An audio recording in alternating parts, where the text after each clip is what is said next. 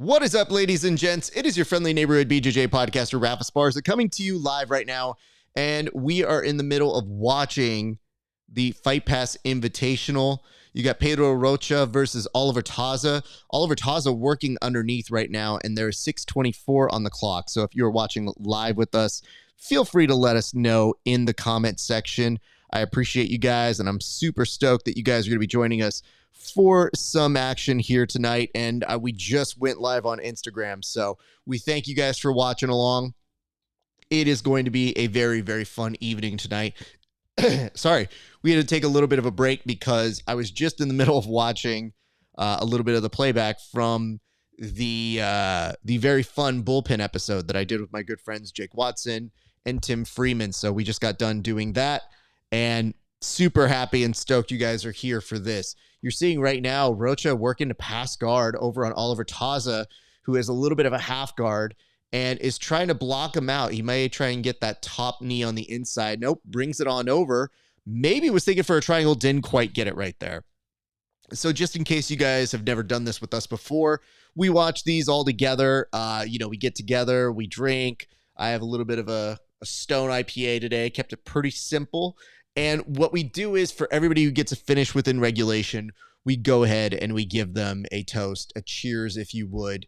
And we like to give props to those who get finishes within regulation. So it's our way of just saluting some of the athletes for doing a good job.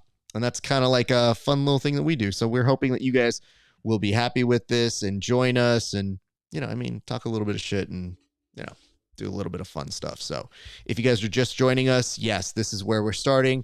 What's up, Dana Brown? What's up, Yuval? What's up, Lawnad? Whatever that is, I can't even tell. Sometimes I just see names and I'm like, bro, I don't know what that name means, but it is that. Feel free to go and throw comments in the comment section if you guys want me to answer questions as we're going along. But right now, Rocha so far ahead, and he might have left that leg out for a split second. Oliver Taza thought he might be able to do something with it, but he escapes. So Rocha goes back to continuing to pass here. 4:30 left to go. Small game of mercy. And you see that Taza's trying to build these moves and connect them all together. Now, in case you were not aware, tonight, BMAC and TJ DeSantis were actually joined by Gordon Ryan on the commentary team, which is peculiar because you would think with the exclusive contract that they signed Gordon to that would almost be a Flow property. But I do wonder if there is a contract that says maybe Gordon is only hired as a athlete under the Flow banner. You may recall there was a 7-figure contract that was given to Gordon Ryan that was used and utilized for a little bit of time. And now it just kind of feels like it fell to the wayside, perhaps because he's not competing as much. So we'll go ahead and throw this up here right now, just in case you guys are wondering. So down at the very bottom, right-hand side, right over here, you'll be able to see what matches are coming up at any given time, as long as I remember to do them, because quite honestly, my brain starts to get sidetracked here and there. So my apologies if I start forgetting things. But I would tell you this, with 3:19 left to go, Rocha's playing from guard, trying to pull down, break the posture of Rocha, and nothing doing just yet. Rocha almost backs out of it, and now they're going to go back to their traditional form of passing guard with it open. Little game of mercy back again. Nothing too big. Pretty where you're going. Now, just in case you guys are wondering, what's a phase? Good to see you guys. In case you guys were wondering, yes, when we do these events or we do these get-togethers, we put it on in the background. We don't show any of the footage here on the show. So if you are looking for a stream that's going to go ahead and do that for you, that's perfectly fine. But we're just not going to do that here. What I will do for you, though, is I will recap and tell you what is happening. I will give you the play-by-play, so that way, in case you are unable to join and watch and enjoy this event, I will take care of you and at the very least give you some information of what is happening. And in some particular cases, we may actually do some little bit of we'll get a screenshot or something and we'll show you guys some of the action right then and there. So keep that in mind as we all watch along together here tonight. And as I told you, I do have comments that I'm able to pull from you guys as you're watching along. So feel free to shoot me whatever notes or thoughts you may be having while we are doing this here together. But yeah, so far so good. Last minute 49. So just in case you were wondering, the Fight Pass Invitational is an 8-minute kind of super fight format. And we literally just went over this. Manazura 1 says, are you showing the UFC fights? So I'm not personally, no. But what I can do is give you the play-by-play, because if you order UFC Fight Pass, you already have it. If you're not going to order it, which I get it, everybody has their reasons, I can't show it on here because then I would lose my YouTube channel, and I work pretty hard for it. So instead, I figure a good compromise is I will tell you what's happening, do a play-by-play. As somebody who has worked on many different broadcasts, I'm happy to go ahead and give that information to you guys, so that way you know what's happening. Just a simple way of finding the middle ground between being too cheap to actually buy UFC Fight Pass and also, hey, I want to know what's going on. So that's what I'm here for. Thank you for your question. Manazura 1. Appreciate you. All right, but yes, Taza's in the last few seconds here. There's 40 seconds here. And I mean, Pedro's been pretty consistent on trying to pass this guard. Taza has been trying to throw up some submissions here and there. He is looking for a triangle here. He does have a very loose version of it, and it is containing Pedro. He had the arm trap for a split second, but Pedro bursts out of it. 20 seconds left to go. Taza continues to look for a little bit of a game of mercy. He was almost going to touch the forehead and goes right back into guard, at which point Pedro's trying to shove one of the knees inside of his own pass, not quite getting it right there just yet. So we are at that moment. But yeah, as you guys start to show up, throw questions at me, throw your comments, throw your concerns, throw your dreams if you want to too. I can handle all of these things as we are doing it together, and I appreciate you guys so damn much. I would say it hurts, but it doesn't. It's actually a good feeling to have lots of friends and family always support this show. So as we're together here today, feel free. Talk to me about what you want to see on the show. Talk to me about what things you've been enjoying. All of that good jazz. Seeing some of you guys share the stuff. You're giving me some notes on air. I actually just saw a couple comments come through. So yeah, just in case you're wondering, what ends up happening here is if they go to a tie, they go to a 4-minute overtime period. Now, in this 4-minute overtime period, you're essentially then looking back, and now they're actually going over points. This is so weird. So mount and back mount will get you 4 points each. Passing guard sweeps and reversals, 2 points each. Knee on belly, 2 points, and takedown, 2 points. So, you know, it's close. It's letting you know, oh, it's showing that Pedro actually has a negative here. Is it just that he was stalling because Oliver Taza was trying to advance the action? So, yeah, we have a whole different series of criterion that we use to try and give you guys this. What's up, Brandon? Is that Jits Ninja? Fascinating. It's not quite like Brandon McNinja, our good friend who was doing commentary. Front headlock here. And Taza thought he might try and duck underneath for a sweep. The referees are incredibly nervous with this elevated mat. And for a split second, it looked like Rocha was almost going to see the back. Does not quite get it. So Taza now slides. I wonder. So when he does do the slide, he had the grip. It does not seem to affect him. So he doesn't pull any negative here himself. And Pedro, with his -1 here, has to put a point on the board to at least equalize it, to at least be at the point where maybe he can get the decision on his side. So it could be a very, very dicey sort of decision here. There's 2:43 in this period of overtime. If it extends the overtime period, then they go to a period of judges, and that's why they were showing up the scores. It gets vaguely confusing from here on out, so my apologies if you guys are watching this along with and you're like, what the shit is going on? I did not create the rule set. Ooh, for a split second, that was almost a sweep. Ooh, that was close. Taza tried to roll him underneath. Pedro, very good with the momentum, rolls back with him, rolls up one more time, gets up, kicks the leg out, and there are no points in that. But you have to figure that Taza was the one to actually initiate that. So just as a reminder, we normally do a toast to those who get finishes within regulation. Unfortunately, since we've now passed regulation, there's really not going to be any toast. We usually grab our beer. We say, hey, congratulations to this person. You're a Yahoo. We love you, etc., etc. So in this particular case, we're just kind of like taking a drink because I'm thirsty. Which honestly, not opposed to doing that either. I enjoy myself some beer. So any opportunity I get or chance I'll take, I will 100% take those opportunities to fill up on a little bit of beer.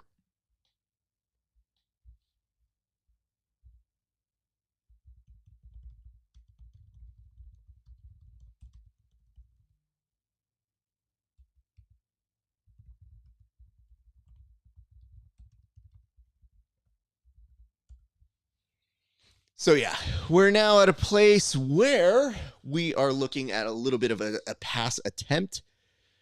And Rocha's still back here. Now, here's the hard part, dude. If Rocha doesn't get any kind of pass or any kind of points here, the decision's going to go to Taza just based off of the negative point that he is carrying right now.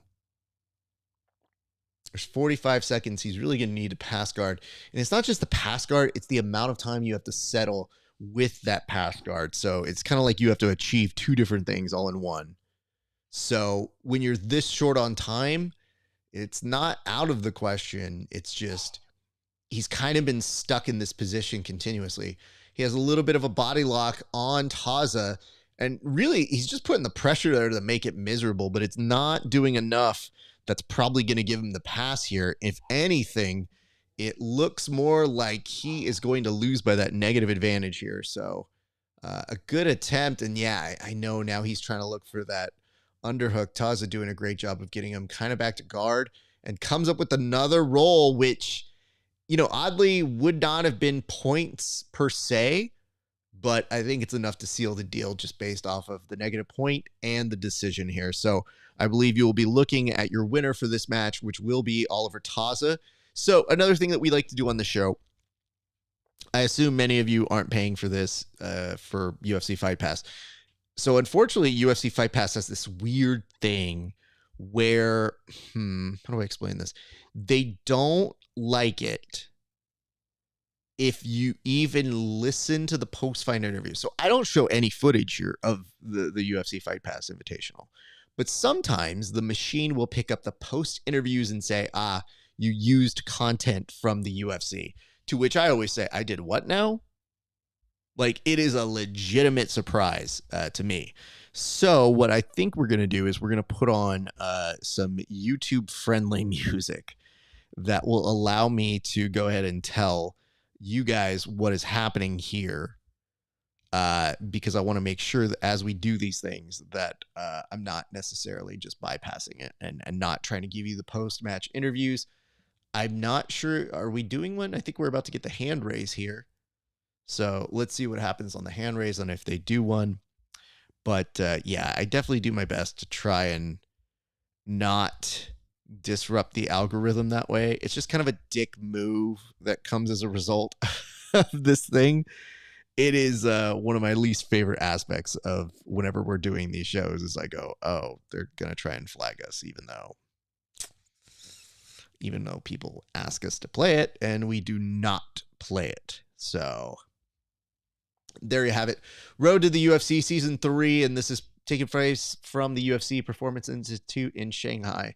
The opening round starts on May 18th and 19th, so that is coming up very shortly. In case you guys were wondering, they do some of those extra UFC Fight Pass things that you could see only on here, which is great because I got to tell you, once they merged with ESPN Plus, it was really hard to differentiate. Like, what do you get with ESPN? What do you get with Fight Pass? What's up, Adrian? My guy Adrian fights over in Anaheim, by the way. That is on May 31st, and that is a Friday, but I believe I should be out there supporting him, and if I'm not, then oops, I'm sorry, but I should be. And if I didn't, then I probably had a reason. I don't know. Anyway, good to see you, Adrian. I hope you're training here tonight. Knowing you will probably be there for the late class, if not the early 6 p.m. class, but you've been doubling up your sessions, and I look forward to seeing the results of your hard work here. So that's what's happening there. Let's go ahead and take off Taza and Rocha. The next one coming up is going to be Frank and Domingos. Peter Frank, actually, I do like this one. I don't know if you guys know or follow Frank, but he has a very funny Instagram profile. I'm very entertained by a lot of stuff that he does. And now they're starting to promote that EBI is celebrating its 10th anniversary. It is so wild how far that event has come. This time they're going back to the OG version. They're just doing the absolute. So you're going to see a whole bunch of really crazy individuals coming in to go to war, go to battle. And I mean, I've enjoyed covering that like nobody's business. One of my favorite things to cover. And it was a star maker, for years. Like you would hear the tales of Gary Tonin. You would hear the tales. What's up, the Phoenix Beefcake? The tales of Gordon Ryan, like Eddie Cummings. That's where the DDS really came alive. So seeing a bunch of people who are monsters, Big Dan, you've got Austin Baker, Ryan Aiken's in it. Yeah, that's going to be really good. It'll be interesting to see how he does. And seeing him not have to cut is actually going to be a very appealing thing, I think, because that dude, I've seen him cut weight, and it's intense, man. He's a crazy, crazy kid who will be going in and competing at almost every single level possible. But big ups to him. So if you guys have the opportunity, check that one out. But Peter Frank versus Rafael Domingos. Rafael Domingos, I mean, he goes way back with us here on the show. He's a friend. He's got a gym out in Vegas. Always really good movement, swag for days. Just good people. So happy to see him be featured on this Fight Pass Invitational, and very happy to see you guys joining us. So like I said, shoot us notes, shoot us comments. We'll be taking them into consideration as we do stuff, and I'm seeing more and more of you guys show up. So my thanks to you for making us a destination where you can check out all of the cool stuff happening. And I'm sure more of you will show up as we get closer to the end. This is an interesting walkout here.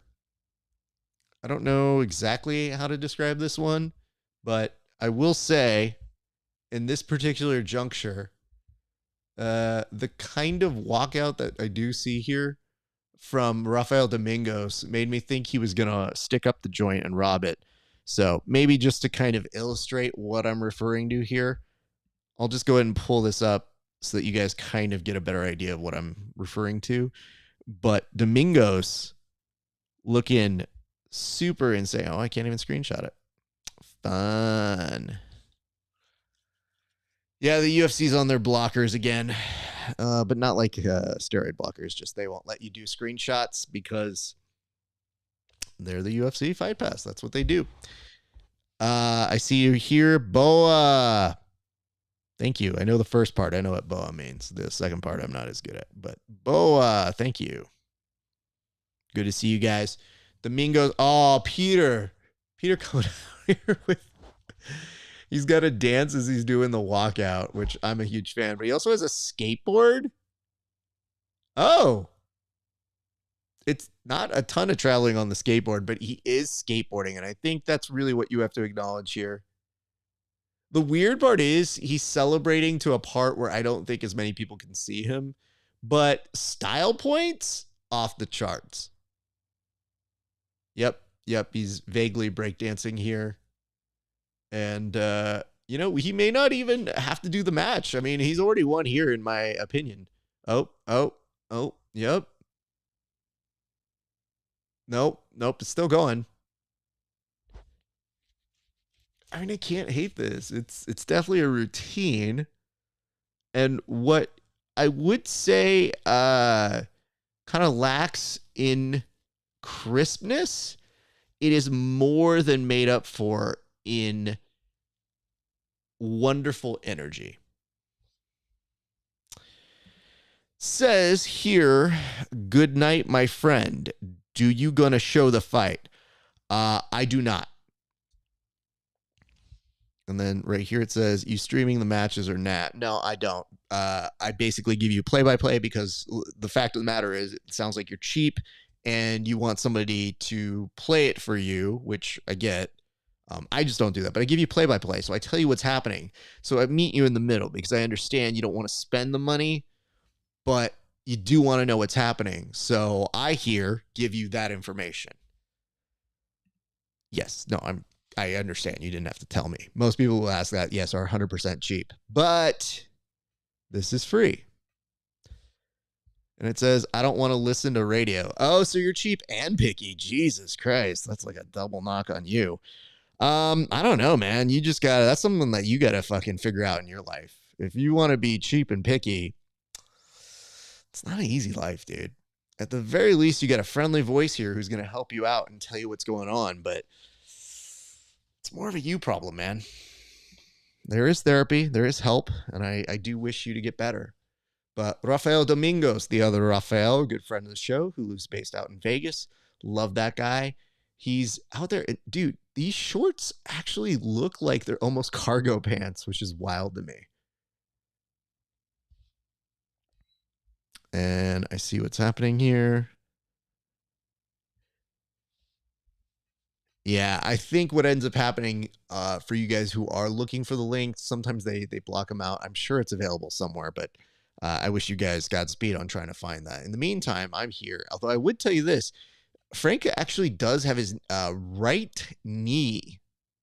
His right knee has a brace on it, which always gives me slight pause because it makes you think like, man, you need that to stay functional. But you get to a certain age and you start thinking, oh no, that's not bueno. But we are starting here. Frank Domingos. Ah, look at this. I got you in the background, sir. No worries. Look at that, Cuba. Appreciate that. Much love to my good friend, Brandon McCatherine, who is actually doing the commentary, but I'm going to let him do the thing. He's actually doing it with Gordon Ryan, which, it's okay. Gordon has a lot more vocal stammers when he's live, so good insight. But a lot more, trying to find my words and trying to figure out what exactly goes on with what he's doing. And I beat this guy very easily, so you won't hear me saying how many people I have beaten because it's not many, but a few people. All right, Peter Frank is playing really loose, man. It looks like he's trying to play some mind games here with Domingos. At one point, I think he actually just got into the posture of a samurai And Domingos actually offered up his ass like he was twerking here. So I know it sounds like it's a very odd series of things I'm commentating on, but this is pretty much what's happening here. Domingos jumped in thin air and looked like he was trying to do a force choke at the same time, doesn't quite get it. If I remember correctly, I think one of my first exposures to Domingos was he actually competed at EBI way back in the day. And I remembered him having like this almost salsa. Ooh, that was almost a Kimura just take right there. Good on him. And it says, good night, boa notte. I think that's how it's supposed to be said. Thank you. And of course, Frank is in the more creamsicle and salmon colored shorts, which are, I wouldn't put those two together, but it does look like he's about to go surfing. So kudos to him on this. What's up, BJJ, me, miss? What's up, Terria Cheryl? Alex Master Sky, one of my homies. Good to see you. What's up, Luis? Feel free to talk to us in the comments section. I'll be watching them all night, so I'm happy to take your questions. What's up, Nathan Murphy? We are in the third match. Nice. Oh, my goodness. Domingos goes for a flying triangle, doesn't get it, lets go of it, and has enough time to reset, looking for a double. Doesn't get it, but somehow manages to take the back. Frank is holding on for dear life. He's not losing the balance just yet. He looks like he's about to just do a duck under, kind of rolling through for a Granby, but he's taking his time. And Domingos is being very cautious, gets a trip here, looks to take the back. Frank thought for a split second maybe he could get the leg that was coming over for a hook, but stops himself momentarily. Domingos, I think, has a rare opportunity to maybe start attacking the back. He's just at a slightly unorthodox position here. So we'll see how he's able to chain this together very shortly. But Frank actually looks like he wants to collect this leg.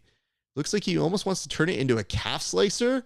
And Domingos, I don't know that it's really killing him just yet, but it is allowing Frank some opportunities to maybe go for the leg and try to attack it here. 4:50 left on the clock. And Frank just being very good, kind of reverses the position. Now is in top position.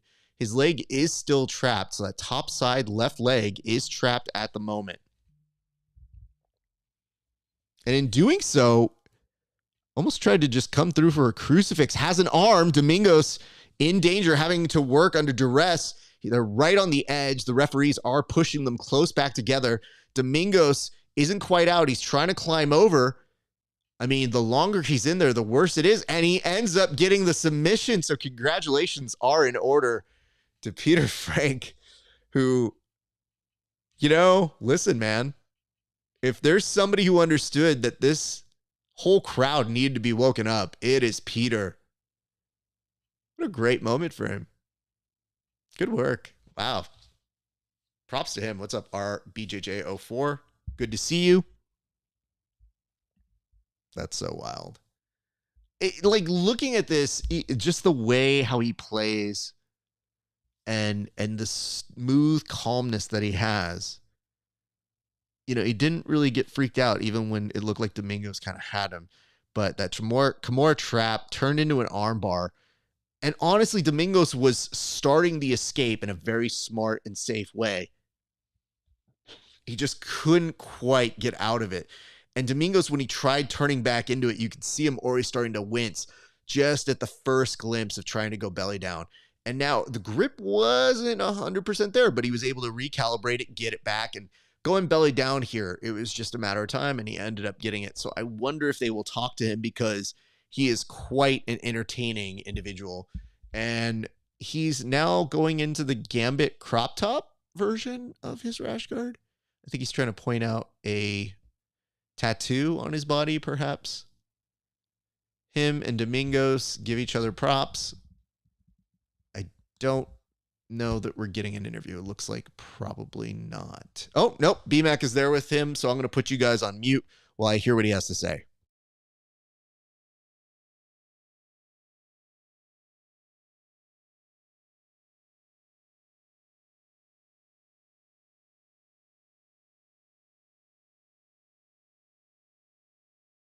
So he's saying he dreamt of this day and he just feels like so overwhelmed being here today.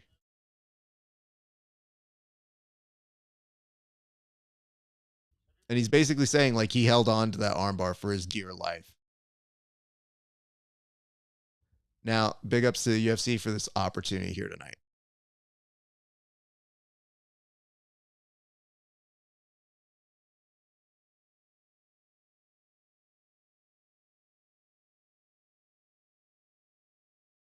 So he's basically, BMAC asked, are we going to see you with your skateboard back here again? And he's like, absolutely. That skateboard is like my power, man. So very fun, entertaining, silly. I'm here for it. Congratulations, Peter Frank. You know what that means, though? He finished within regulation. So we're going to do a cheers on out here. And, I've seen this guy for a while. So I want to go ahead and start off this toast by saying to one Peter Frank, hey, man, that was really entertaining. You had the best walkout, one of the best walkouts I think I've ever seen in the Fight Pass Invitational history. You've always been very entertaining. You have a great page. You always do very funny things. I think it's time you come on the show, brother. So this cheers goes on out to you, but I have to say, you were right. You held on to that arm for dear life, and you had a game-changing moment. So cheers to you, sir. What a moment. Way to take advantage of it. I look forward to seeing you back at the UFC Fight Pass Invitational in the near future. But in the meantime, come talk with us about it here at the Grappling Hour. Cheers to you, good sir.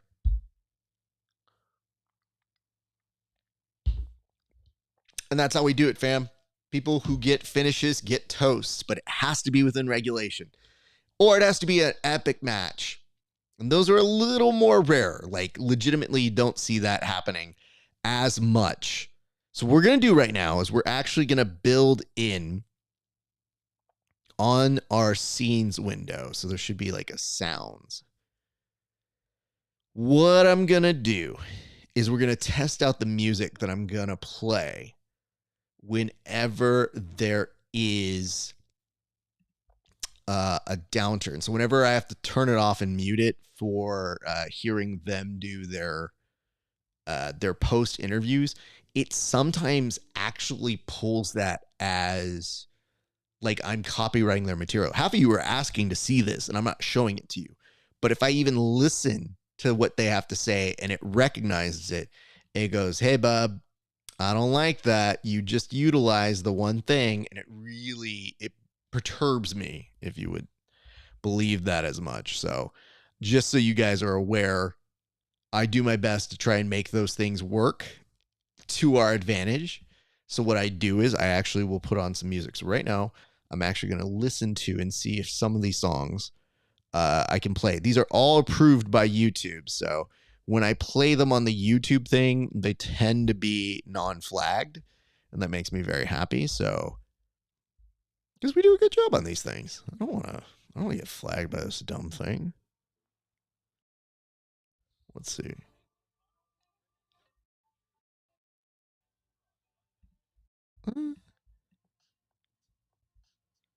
That one's okay. I like that song okay. Let's go to this one. Yeah, we're going to use that one. Okay, I found the song we're going to use.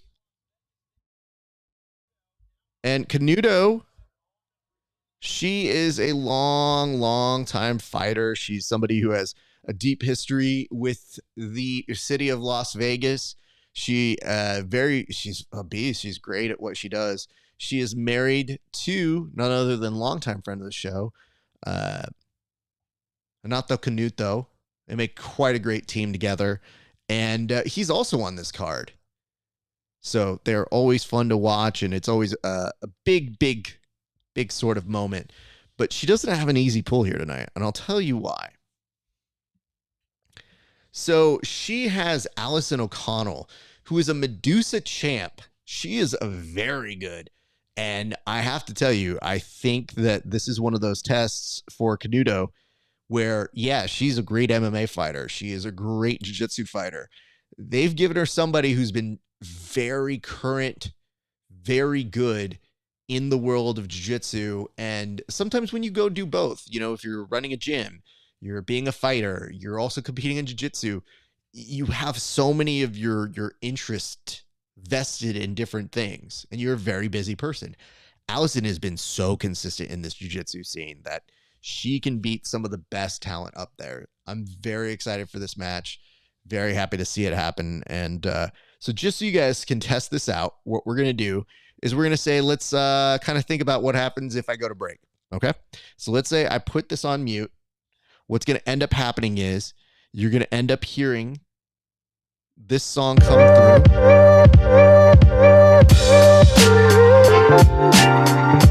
that song is going to tell you that we are on mute. So I'm going to listen to the commentary that is afterwards. You're going to hear this beautiful music.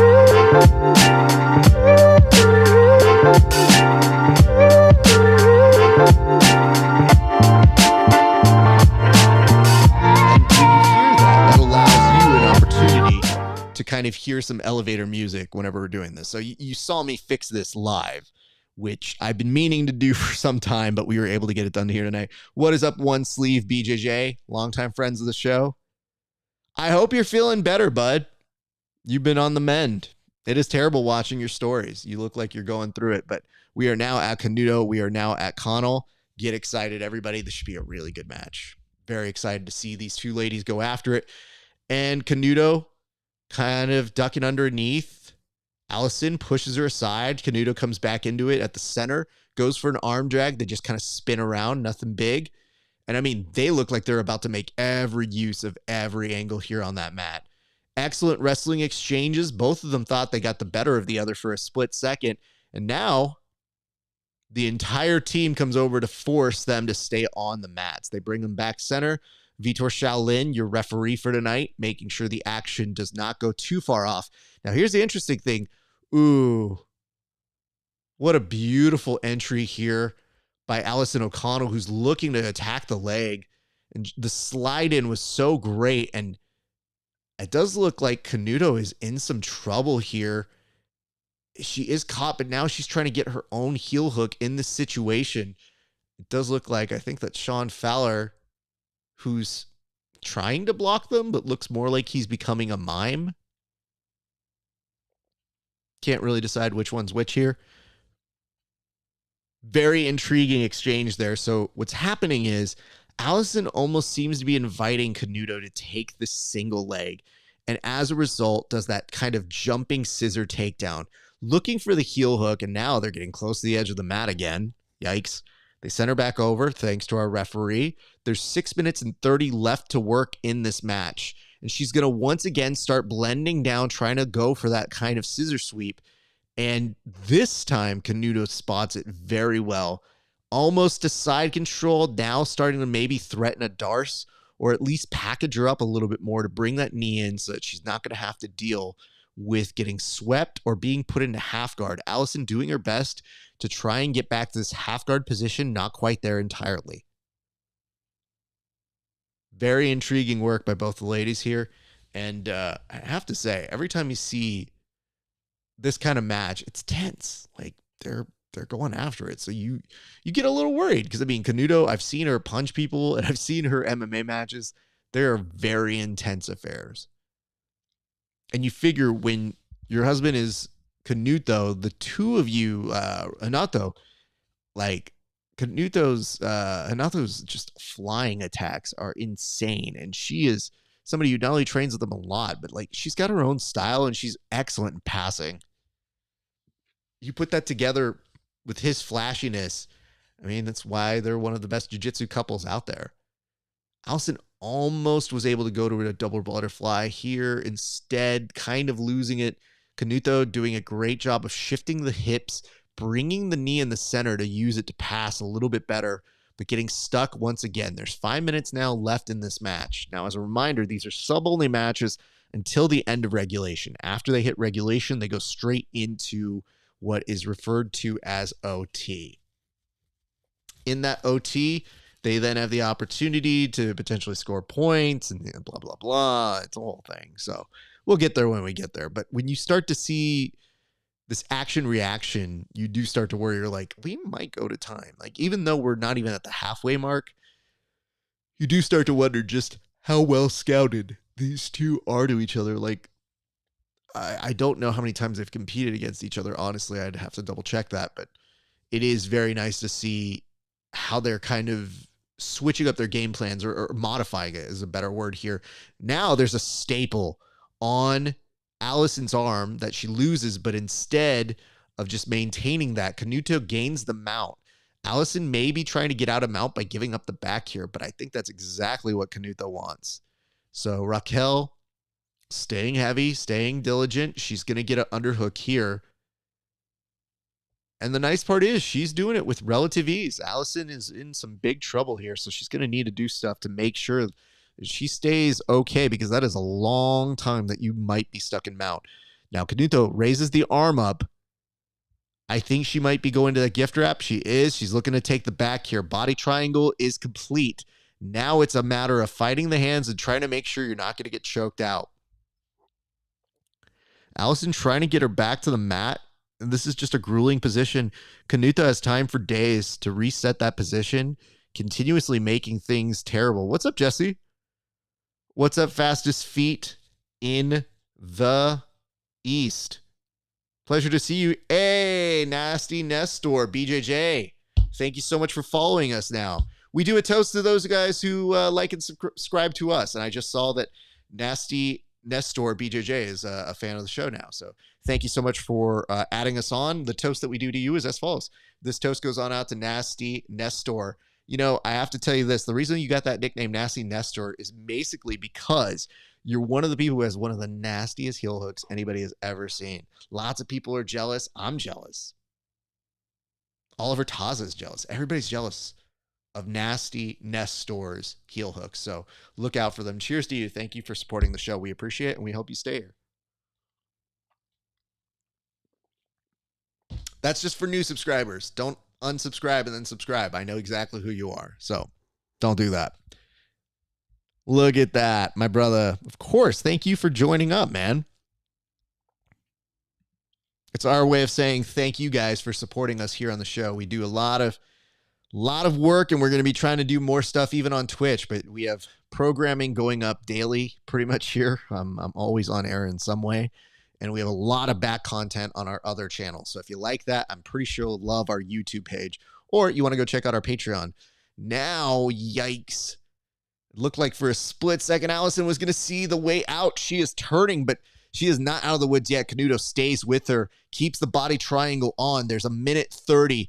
Canuto kind of coming with this power half, dips her back over, is now working to try and switch the body triangle. She's in the middle of doing so, but doesn't quite have it. She does have an arm under the chin, but it's a loose arm. Now she's just playing a little bit with the hand grips. So we mentioned this a little bit earlier, that there was the possibility this could go to overtime. Canuto still has 1 minute to work here. This is a good position to be in, but Aislin's been fighting really well on these hands. I mean, she's basically making sure that she doesn't make any big mistake that's going to leave her chin exposed and give Canuto the opportunity she needs to finish this out. Canuto allows her to get to her knees, takes her back over, and now she's going to continue putting in work here. This is, yikes. No fun, friends. There's 41 seconds. Aislin has her back at a good angle. The legs are crossed, but now they go back to a triangle. That body triangle is debilitating. I should point this out. I think this is a rare opportunity to actually tell you guys. Normally, these are on like almost a Thursday, a Saturday, in some cases Sunday. I don't know that we've ever had the Fight Pass Invitational on a Wednesday. I don't know what it was for. I don't know if it was just the time they were all available. Canuto's trying to get over the chin and just pull a face crank here. Doesn't quite get it. Aislin survives. So it did go all the way to the time we thought it would, or at least that we had previewed. What's up, Steven? Thank you for joining along. My name is Raf Esparza. I host a show called The Grappling Hour. And if you are tuning in right now, say what's up. Drop a line in the comment section. That's what we're here for, friends. They're showing the fake out, this kind of takedown attempt into the guillotine attempt into a passing opportunity. That was a very fun opportunity and sequence right there. But I really did like her trying to give away that single leg to try and shoot that leg back. And on the second time she did it, Raquel knew it. She saw it. She timed it out so well. And that was kind of the story of the game afterwards. After she pinned that arm down, she was able to effortlessly go back into mount, make life a little miserable for Aislin, got her to turn on over, had a gift wrap that essentially gave her the back. And that was kind of the story for regulation. She stayed there, and Aislin has a -1 here. So she's got to get at least some points on the board to at least win a decision if they draw. So there is that. What's up, Rafael Sendo, BJJ? Good to see you. Thank you so much for joining along. My name is Raf Esparza. Host the show called The Grappling Hour. Hope you like it. Here it go.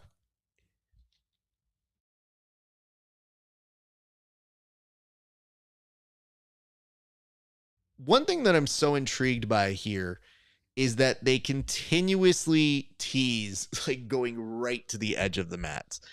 And every time I see them that close to it, I get nervous. I get slightly unnerved because I'm like, man, I hope they don't fall off. Because both these ladies are super nice and very accomplished. It's just when you're in the heat of the moment, you're like, uh-oh.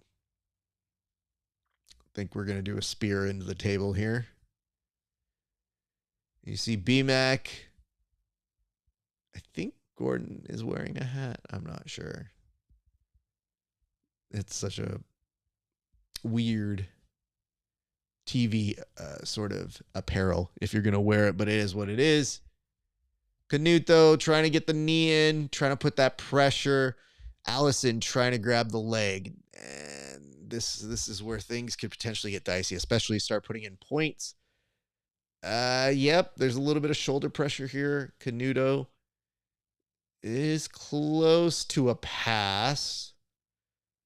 Allison, excellent regard here. Brings the knee back over top. Canuto not giving her an inch.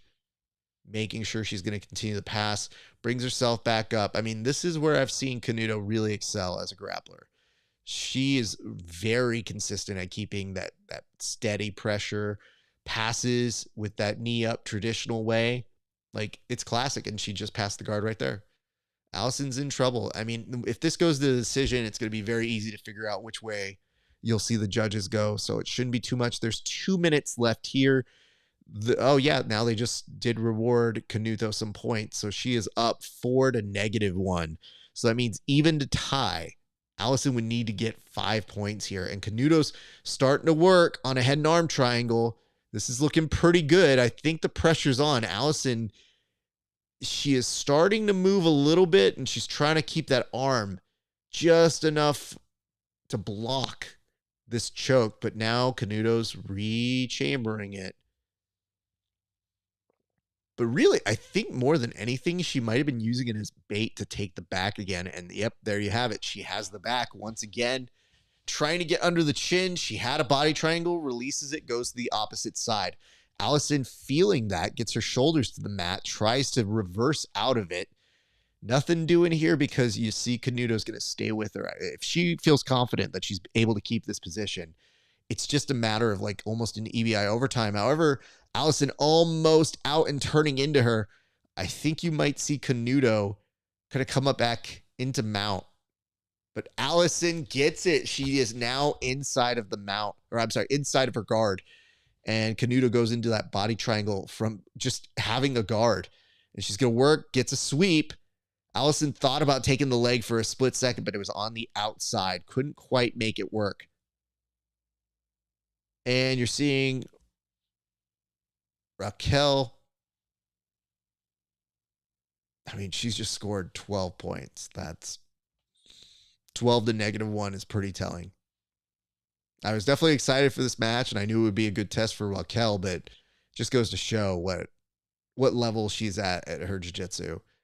That classic style, just it's classic for a reason, and it stays there, and she's so good at maintaining that position. Goes to mount just for some more funsies, even though I think the time had expired, so I don't think they'll actually count for more points. Not like she needed it. Essentially beating her opponent, Allison O'Connell, a Medusa champ. I mean, Raquel, you could let her go, dude. You're good. Allison, a former Medusa champ, and Raquel did it with ease. And there is a whole section there for her, giving her a standing ovation. You got to feel it's got to be her friends and family coming to give her some love and support. So that's a very good feeling over there. What's up, Eduardo Crema? Good to see you back, my man. Hope you're watching the UFC Fight Pass Invitational along with us. Thank you. Apologies on that. Aislin. Yes, thank you for that correction. You know, it's always easier when I meet the people and I say that out loud because I just ask them how to say it. She is somebody who I have not really had the pleasure of talking to in person. I also hear she's a little shy. I don't know if that's a real thing, but I've definitely been interested to do an interview so that I could fix that, but I appreciate that, Aislin. All right, let's see if they're going to talk with Raquel here in a few seconds. I'm not sure if they will, so we're looking for BMAC to head on out there with the microphone. No, I'll delete it. Never. No, I don't mind. Listen, dude, I mess up names all the time. And it's also because I dare people to get my name right. Most of them struggle with that, and it's a fairly easy name. Thus, Raf, as opposed to Rafael. Can you do that one? No? Raf will work. All right. BMAC is up there, so we're going to put you guys on a little bit of a mute so I could hear what they're saying.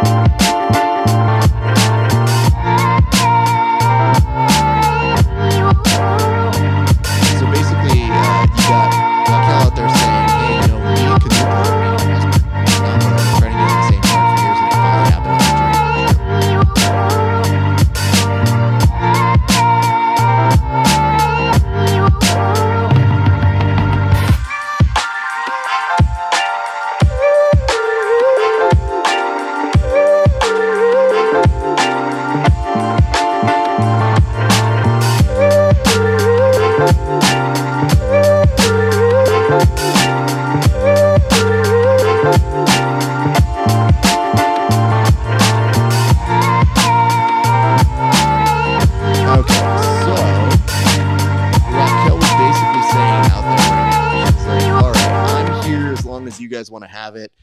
She kind of signaled that she's kind of at the end of her career. She might be meaning competing. Okay.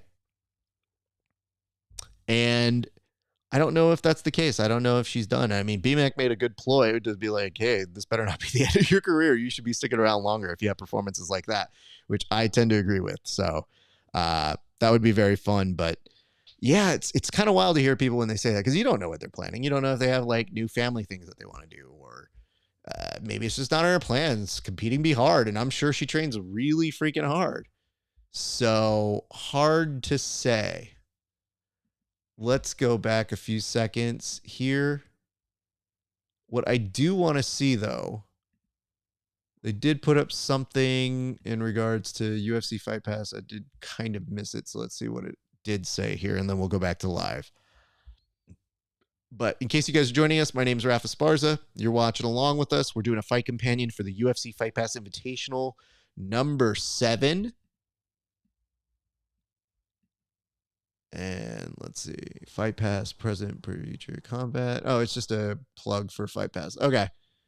Not missing anything. Let's go to the live button then.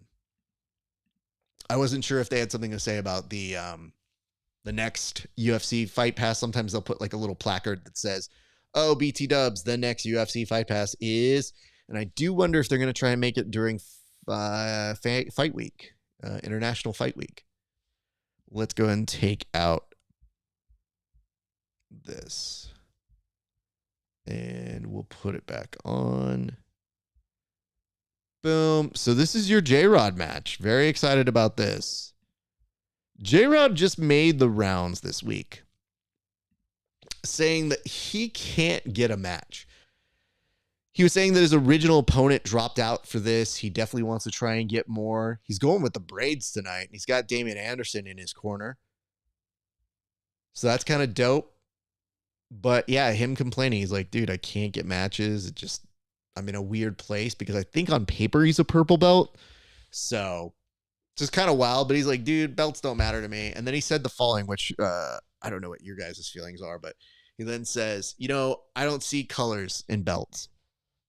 And I was like, my man, that almost vaguely sounds racist, but I guess it's not. But like, I don't see color when it comes to belt is hilarious, by the way. It's how far we've come. Johnatas Gracie. So how do we pronounce his name? I always hear people pronounce it differently. Is it Jonathan? No, that's not it. I just say Gracie because on that one, like you putting the double there. So let's see here. I see this note from Hosteliso. It says, "Show this match, bro. Nobody will catch you here." Yeah. Considering the last people I worked for was UFC Fight Pass, no. Jonathan Gracie. Thank you for that. No, man, I was just on Fight Pass for the PGF. So, no, I'm not going to risk it, bro. Thank you, though. And I see here, I agree. Thank you, David Acetuno. I appreciate you. J-Rod, though, it's something wild about him because he is a good matchup, and he just goes balls to the wall. And I think he's in a place now where he just wants really good competition. He'll smoke a number of people who may not be the like number 1% tier, but up until there, man, like he's in that top 10 percentage. So trying to match him up can be incredibly difficult. Excited for this match. This is actually a 10-minuter. So Gracie, Rodriguez, here we go. And the nice part about this is, at the very least, you felt like with J-Rod, I think this is an upgraded match, honestly. Like, I feel like he kind of stumbled himself into an oddly captivating match. I think Gracie's going to keep him very honest. Ooh, nice takedown there by J-Rod. Gracie look for underhook on that leg. Doesn't quite get it. Now J-Rod's got to be careful. He's in butterfly here. There's 2 hooks. Gracie tries to lift him up. And J-Rod kind of assembles by keeping his balance there. But that was a beautiful transition to going to almost X-guard here from Gracie. He can't quite get it, but he does space him out a little bit.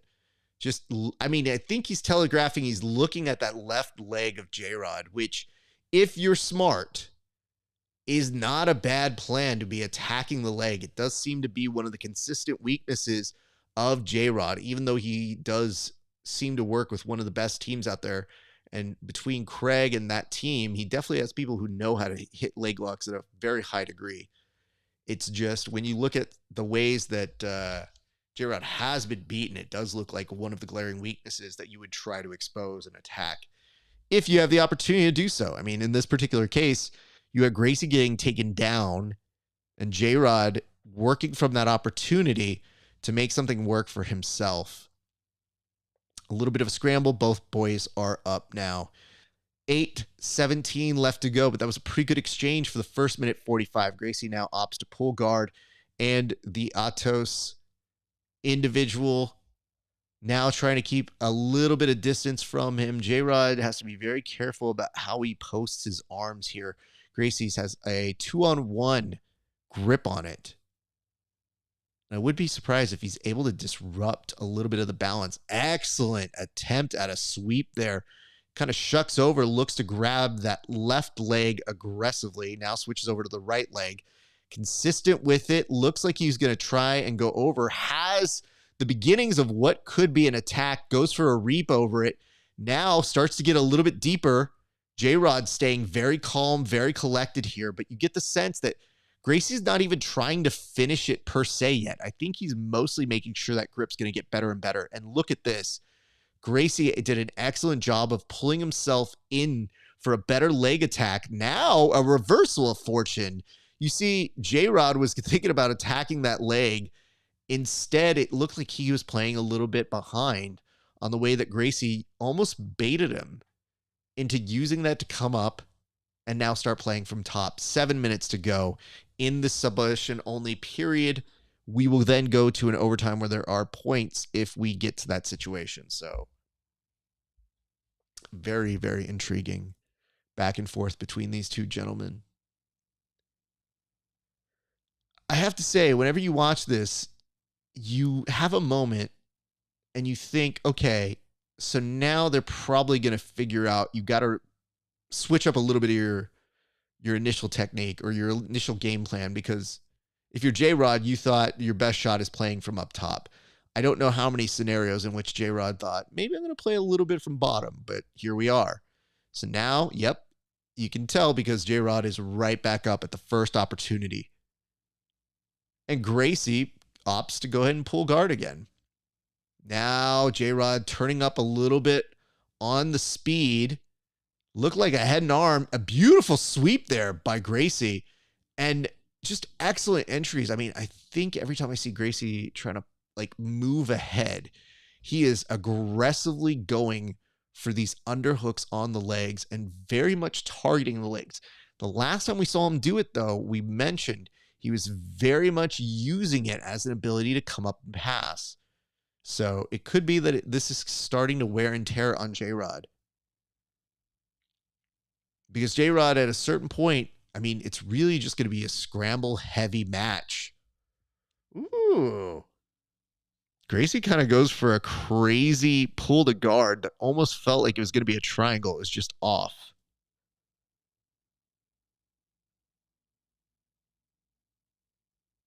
And oddly ends up in this kind of half guard side control. It is very weird. I'm trying to see. Yeah, no, he has a closed guard, but it almost felt like he was across the body in the way you would be if you were in side control. Now, Gracie has him in closed guard. J-Rod trying to push out. Manages a very smooth guard break. Slowly trying to chamber. Passing the guard by just almost going over top. Like literally not even trying to get an underhook for extra pressure. Just wanted to see if maybe he could high step over into a mount. Didn't quite work, but I think it's a good read of that position. There may be a little bit, there's some excellent pummeling back and forth by both these men. Gracie has double overs. It's a loose grip, but enough just to attach him in the body. And the referee quizzically spins him around. I'm not quite sure what that was for, but you know, Shaolin is one of those guys I respect a lot, so I'll take his word for it. Maybe it's just for camera purposes. Just seem odd to basically do-si-do the dude for no apparent reason. Maybe, I don't know. What's up, Chicho? What's up, Chicho BJJ? Good to see you. So far, nothing to jinx here. 4 minutes remaining, so that means we've seen this happen for 6 minutes. Kind of the match of the show so far. Oh, I love this. Gracie's ability to just rechamber, trying to get this. What's up, Jake and Harmon? Good to see you. I mean, he's aggressive and very smart about how he off balances J-Rod. And it's the chain that he's putting them together here. It's so impressive to watch all the way through.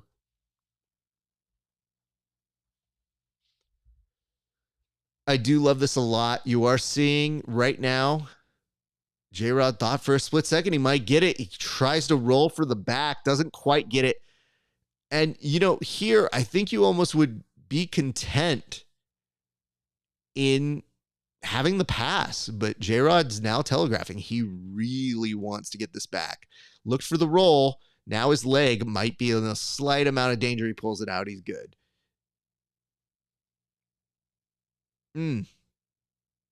Interesting. The grip on the leg every time by Gracie has been stellar. J-Rod has to be careful in this position. Now he's on bottom. He's looking to go and tie up his legs. He's going to push the leg over to the side. He almost has 50-50. It's just slightly off.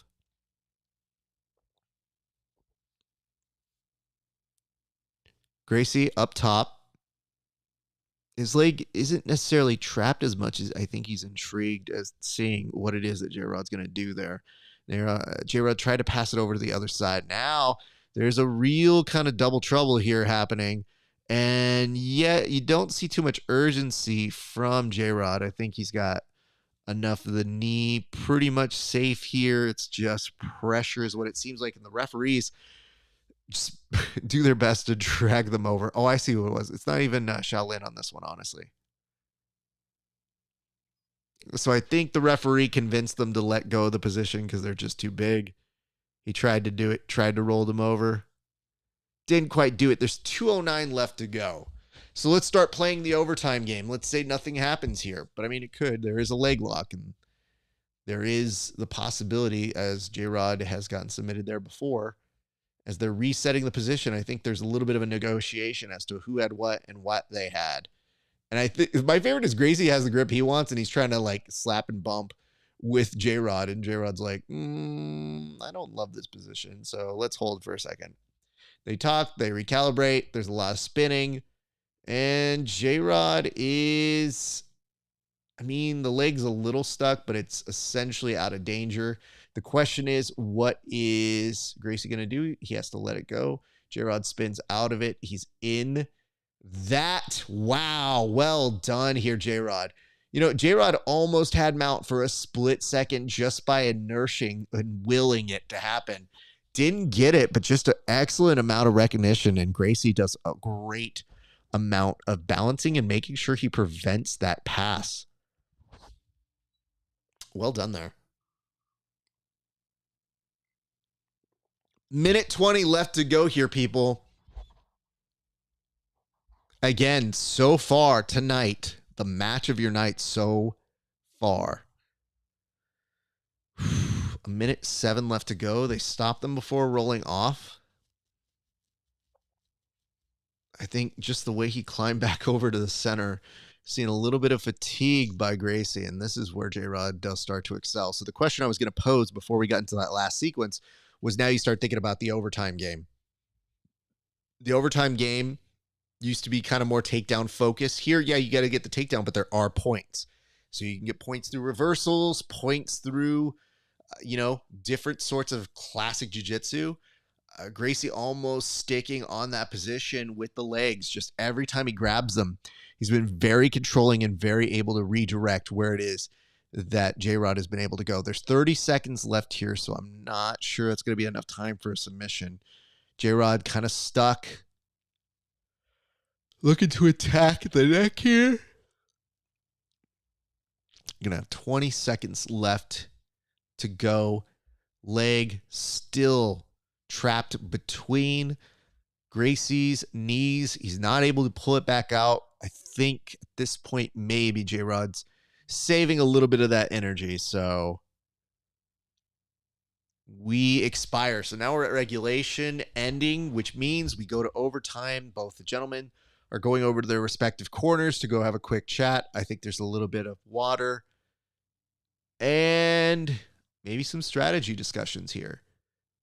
It's kind of a wild ass ankle pick, but I mean, he definitely caught Gracie just staring at it. And now that you look at some of these highlights, the way that Gracie was trapping the leg here, for some of these that would be like your ham sandwich or your crushers, or switching them on over to your heel hooks, J-Rod moved just right on each of those entries. And even when it looked like he had passed and got to north-south, Gracie's excellent framing and recognition of movement kept him very, very at bay. And I think right here, they're going to talk about the attempt to take the back here. What's up, Amir? What's up, RH? Good to see you guys. Thank you for joining us. Feel free to throw in your comments, your hopes, your dreams, whatever it is you want to talk about. Unfortunately, there will be no toast to these fighters as they now go into overtime. And we only toast those who get finishes within regulation or if they have a super epic match. Part one's close. They've had a good match. And what's nice about this one is they are starting exactly at 0-0. So this is now making it, there were no negative points in that match, and for good reason. And you are seeing J-Rod try to pass this guard for a split second. The foot getting a little bit, I thought on that little bit of a slippage, I thought you were going to see Gracie fly off the mats. He is there by the, what is this? It says, who's win? There we go. I figured that's the word. Tony Lopez. The person who's winning right now is like, it's close. Ooh, it's coming down to overtime. It's a 5-minute period. I don't know, man. I mean, Gracie's in on an arm bar, and you do see J-Rod in trouble. he manages to get out, but now Gracie's on top. That has to change the whole trajectory of the match. He's going to get points now in the overtime since they're doing points there. So, Tony, in response to your question here, I would have to say it is pretty much looking like it is Gracie in the lead, and he is ahead 6-0 with points right now. So, there that. A good-ass match, man. Okay, so he's trying to go for this head and arm choke. And oddly, I have seen J-Rod survive this kind of position with others.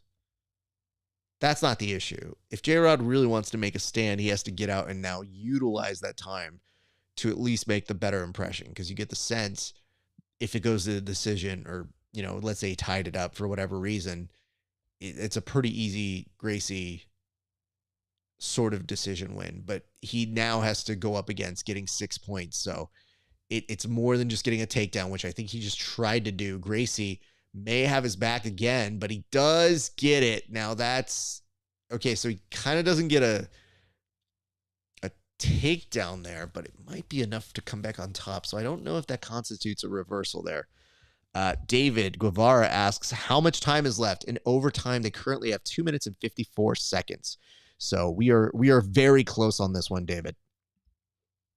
And David, thank you for joining us. I hope that you enjoy the show. You can also like and follow us. We're on Twitch and we're also on YouTube. I guess that's where you're following us. So thank you for that. Hope you're enjoying the show.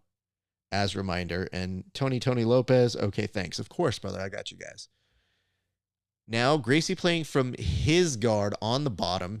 Looks to scoop the leg, can't quite get it. The arm's slightly trapped here, but he's using it as an ability to kind of pull through. J-Rod kind of seeing this position and starts thinking, how do I possibly buggy somebody from here? Well, even though I'm attacking up top. Starting to stand back up, looking to see if he could shake him off. Slight balance disruption. Gracie looks to break, looks to attack the leg, staying on it. If J-Rod could reverse this, that could be very utilized and very well for him. He's not quite there just yet.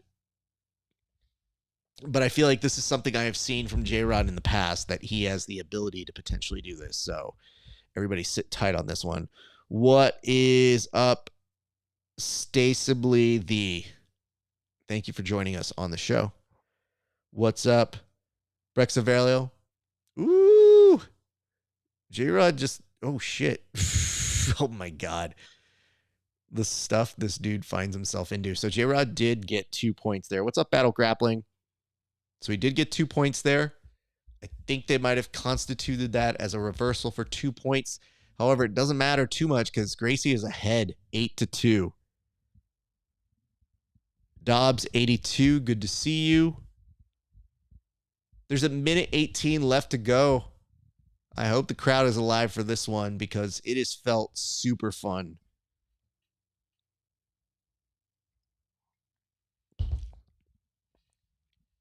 We return back to the guard. J-Rod playing from underneath. He has a scoop underneath one Gracie's left leg. He's trying to pendulum it up to get maybe some momentum to move him off. It's not happening just yet. Yeah, he's pulling with everything he's got on that leg, and I think he knows he's behind. Oh, is he trying to shoot up a buggy from here? This son of a bitch. Yeah, he is. He is just slightly off. I don't ever want to say it's not feasible, but I mean, it's going to be pretty difficult. Just not out of hand just yet. I don't think he can free the other leg to get across just at the moment. But it's definitely debilitating Gracie, so it is keeping him at bay. You kind of want that leg to be on the other side where you can triangle it and then maybe do a compression on the knee with the ribs. But he's trying to go over top with it. Oh, man. Oh, no, it's just 13 seconds left to go. I do not think he's going to be able to finish that there, but what a thrilling conclusion. J-Rod trying to make it interesting and just ends up a little short on the points, but man, did they give a great bang for your buck. You know what? Here's what we're going to do. We're going to do a toast to this one. I did enjoy this match a lot. We're going to give a nice little shout out. This goes on over to J-Rod and Gracie. Both you guys gave us a hell of a match. That was insane. I really enjoyed it. And yeah, normally you have a rule, which is we don't really toast those who go into overtime. But y'all had a really fun regulation and a really fun overtime. I think it's worth saying that one was worth a nice toast. So to Johnatas, Gracie, and to one J-Rod, thank you so much for a great match. That was so much fun. Cheers to you guys. And I love this. David Acetuno says, cheers, Uncle Raf. Cheers to you, brother. See? Easy. So, what's up, Roscoe? 9091, I see you. You guys can probably hear my dog chiming in on this one. Let you know that even she liked this one too. All right. So just to remind you guys, when we get to the post-fight interviews or the post-match interviews, I'm going to put you on mute with some elevator music. The elevator music is just designed. I'll tell you right now, David Guevara. It's Canuto and Wilson. That's going to be a good match. So the elevator music will give us some hold time while I listen to hear what they're saying. I believe they're going to talk with Gracie right now. And I think he's taking a knee. Me too, brother. Me too. Maybe not. Okay. They're doing a save $10 on UFC 302. I think they might just be forging ahead, maybe because it went so long and they're trying to make up for time. I mean, I would have liked to hear from him. I think that was a good enough one. That's kind of wild, man. That was a good match. All right, so let's put it on officially. In case you're wondering where we are on the card, we're at about the halfway mark. You got Canuto, you got Aaron Wilson, Renato, one of the most exciting individuals in the world to ever watch. And then you've got Aaron Wilson, who is a very, very sneaky hidden gem. Hell of a grappler. This should be a lot of fun. And we just finished the halfway point right now. So we've still got this match and then 4 more. So altogether 5 matches right now before we call it a night. But it's been flying by pretty well. I mean, for the most part, I think they're trying to get it in at under 3 hours. And is that Taquino right there? Might be. Or it might be a clone version of him. Always hard to tell.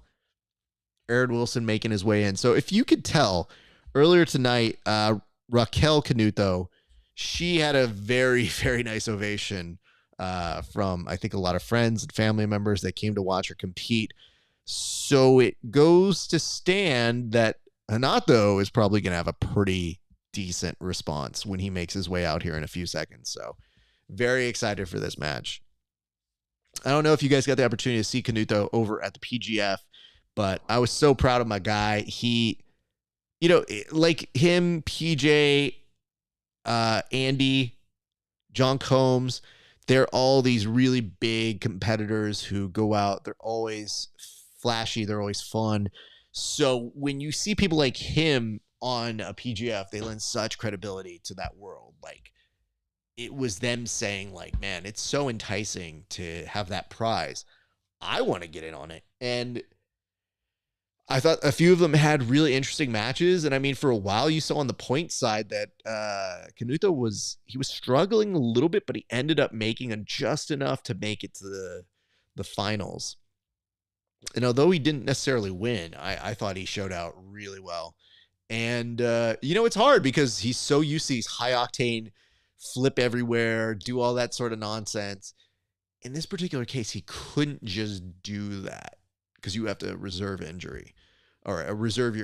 And I'm going to be honest, he still found room to do it here and there. And I had all the respect in the world for him. So it was very good to see my buddy in that. So we'll see how it goes tonight. Aaron Wilson is somebody who I believe has been on episodes of the Grappling Hour. I see the reason why I say I believe is I'm pretty sure he came on during the pandemic. So every one of those things, it jogs the memory because it's like a whole different era and time. So when you see those things, you're like, wait, did we have that or did I just fever dream that whole experience? Pretty sure we experienced it together. What's up, Pascali? Good to see you. Otherwise known as J1 or J-Hun, if you would. You put that in parentheticals. Good to see that. All right. We're inching our way up the card. As we mentioned right now, it's Canuto, Wilson. Should be a banger. Yeah, I like that. I like seeing the old school IBJJF World Championship world medalist. Gold medalist, nonetheless, for Canuto. And yeah, they do have their same section that went crazy for Raquel. And like she said, they've been trying for years to get on the same card. And tonight they get their dream. Now the question is, do they both go home as winners? If you're Canuto, you have to make sure your legs are safe. Aaron Wilson, all around good game, but I feel like if he's going to expose anything about Canuto, that would be the area that I think he's trying to attack. And right now, he goes for a takedown, but I can't tell if he had a guillotine off of this. Wow. Canuto kind of spiraling up. I think they're starting them back up on the feet, so I guess that wasn't enough compelling. Maybe they said stop and they were still in the middle of the motion. But all good. We're watching them continue on right now. And I got to say, I mean, whenever you see stuff like this, you're always in a little bit of amazement as they're almost off the ledge again. Yikes. This is one of the few areas where I see the people in the comment section saying, like, needs a pit. And you go, yeah, maybe here. I can maybe see that. But I just love that everybody's been saying that, like, that's the only solution in the world. For the third time, they almost go off the mat. So they're only within a minute's time, and they've almost gone off the ledge 3 times. So we'll see how far this goes. Meanwhile, if you're Canuto, I think the weird part is everybody expects you to have all this high-flying stuff. Like, what people may not understand is how his timing plays a role in that. He has such great awareness of recognizing when to pick and choose his shots that I think gets lost in the analytics of his game. I think it's very easy to go, oh, yeah, he flies. He does a back somersault. He does a moonsault. He does a salt. Like, he's always doing something. That's kind of wild. They stop the action again, but they do move them back to the center themselves. Wilson tried for it. I mean, damn, dude. This is the match that I'm most nervous for the audience in the splash zone. That's the one that's making me the most nervous. It does look like Wilson went for a feint. Canuto kind of bit on it, but mostly just from standing in his wrestling position. He didn't commit too much to it, but I think Wilson's trying to get on the feints, a little bit of intel, and Canuto kind of like tried to back his ass up at Wilson. Wilson's in on a single here, but woo!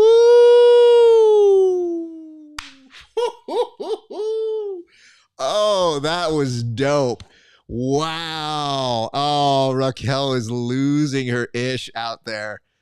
Wow, what a recognition of this position. Let's look at this replay because this was dope. Wow, Canuto just got the finish. And I want to see the replay, but I believe it was off a takedown. You had Wilson rushing in on Canuto. So yeah, here we go. He goes in for a single, grabs it. Canuto feels it, barrels in, doesn't just go to a scissor, but in the middle of the scissor, inverts around. Now he has the leg, so goes for a scissor, inverts. In that, it already had it tight enough because as he was holding the heel hook and inverting around, it is just a thing of beauty, and there's an immediate tap as that reap and that turn. You feel very nervous about it, and my man with the moves afterwards, feeling it, feeling himself. David says, I got to drill that. I don't. I'm too scared to drill that one. There's one speed to drill that one, and that one makes me nervous. But Canuto getting in with a beautiful heel hook finish, and it looks like Aaron is okay. But yeah, we better go talk to him. Here's the hold music, you guys. BRBs.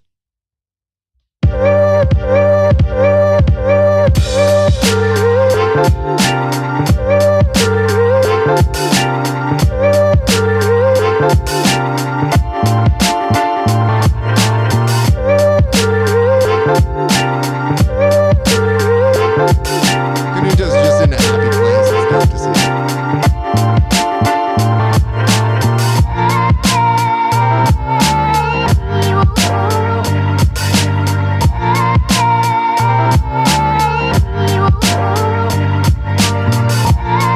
Canuto was saying I was going to get it. I told you I was going to get it. I just didn't know.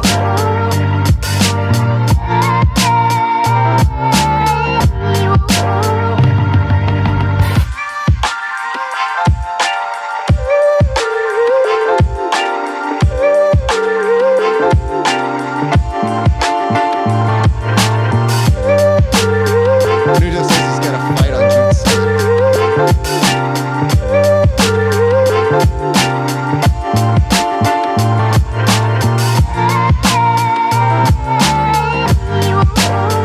He says he's got a fight, but he wants to be right back to the UFC Fight Pass again.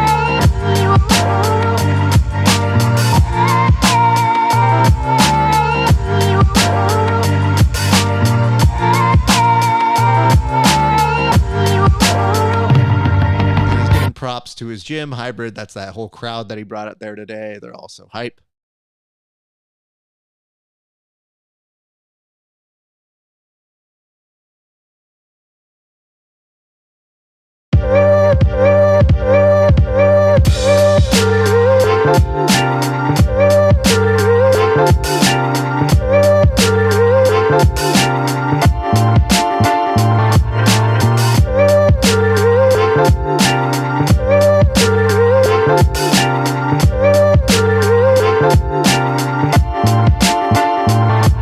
What a great moment. So he just gave a shout out to a friend who had a family member that passed away. Oh no, my man, don't mess up on that flip. You have a fight in a month, bro. Oh my god. Okay. All right. Let's turn that. Woo! That was dope. Okay. We got a cheers to do right now, my friends. So this toast goes on out to longtime friend of the show, Renato. Yep, you and the wife were able to get wins today. That's dope. I gotta say, brother, in addition to just that, you here tonight got one of the sickest heel hook finishes I've ever seen on a Fight Pass invitation. And nobody is more deserving than you. You're always a great high flyer. You knew that you were going to take an MMA fight. You did the PJ. Then you did the Fight Pass invitation. You're doing a fight and you want to go back to the Fight Pass invitation. You, my friend, are an insane human being. You then go to do a flip and you probably shouldn't have done that, but you didn't land badly. It's just, you got things to think about, bro. You got to be on a card for an MMA match. That's not what's important. Come on the show. Let's have a celebratory interview now. So proud of you, brother. My God. That was so much fun to watch. I don't even think I can drill. There's no drilling that move. It's just dope. Anyway, cheers to you, longtime friend of the show, one Renato Canuto. Good soul. And by the way, very nice of you to shout out for your friend. That was very sweet of you. Hope to see you soon, sir. Wow, that was really good. That one, yeah. So if J-Rod and Johnatas Gracie is your match of the night, that's your move. That's your moment of the night. So we've had some good stuff here today. I'd love to know in the comment section, are you guys okay with that hold music? Do you feel okay with it? We're fine tuning that because when I do Fight Pass stuff or UFC stuff, I mean, anything, I try to always be respectful. But we have been flagged. It's been like, we recognize this audio as copyrighted by the UFC. And I go, I'm not showing anything. So I want to try to build that in there where it's not too disruptive, but I felt like this is a decent song. You know what I mean? Like for whole music, I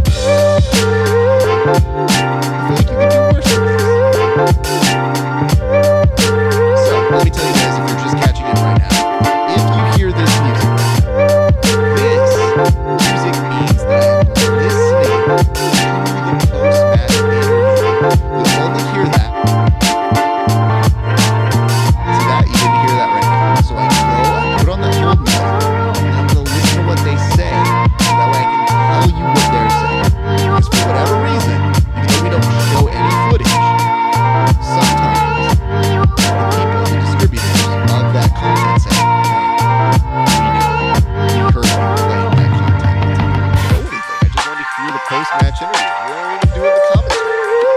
So it's our way of getting you guys informed without having to take a break. And I think the song's not that bad. So just saying. Hopefully you guys like the music. We wanted our kind of music.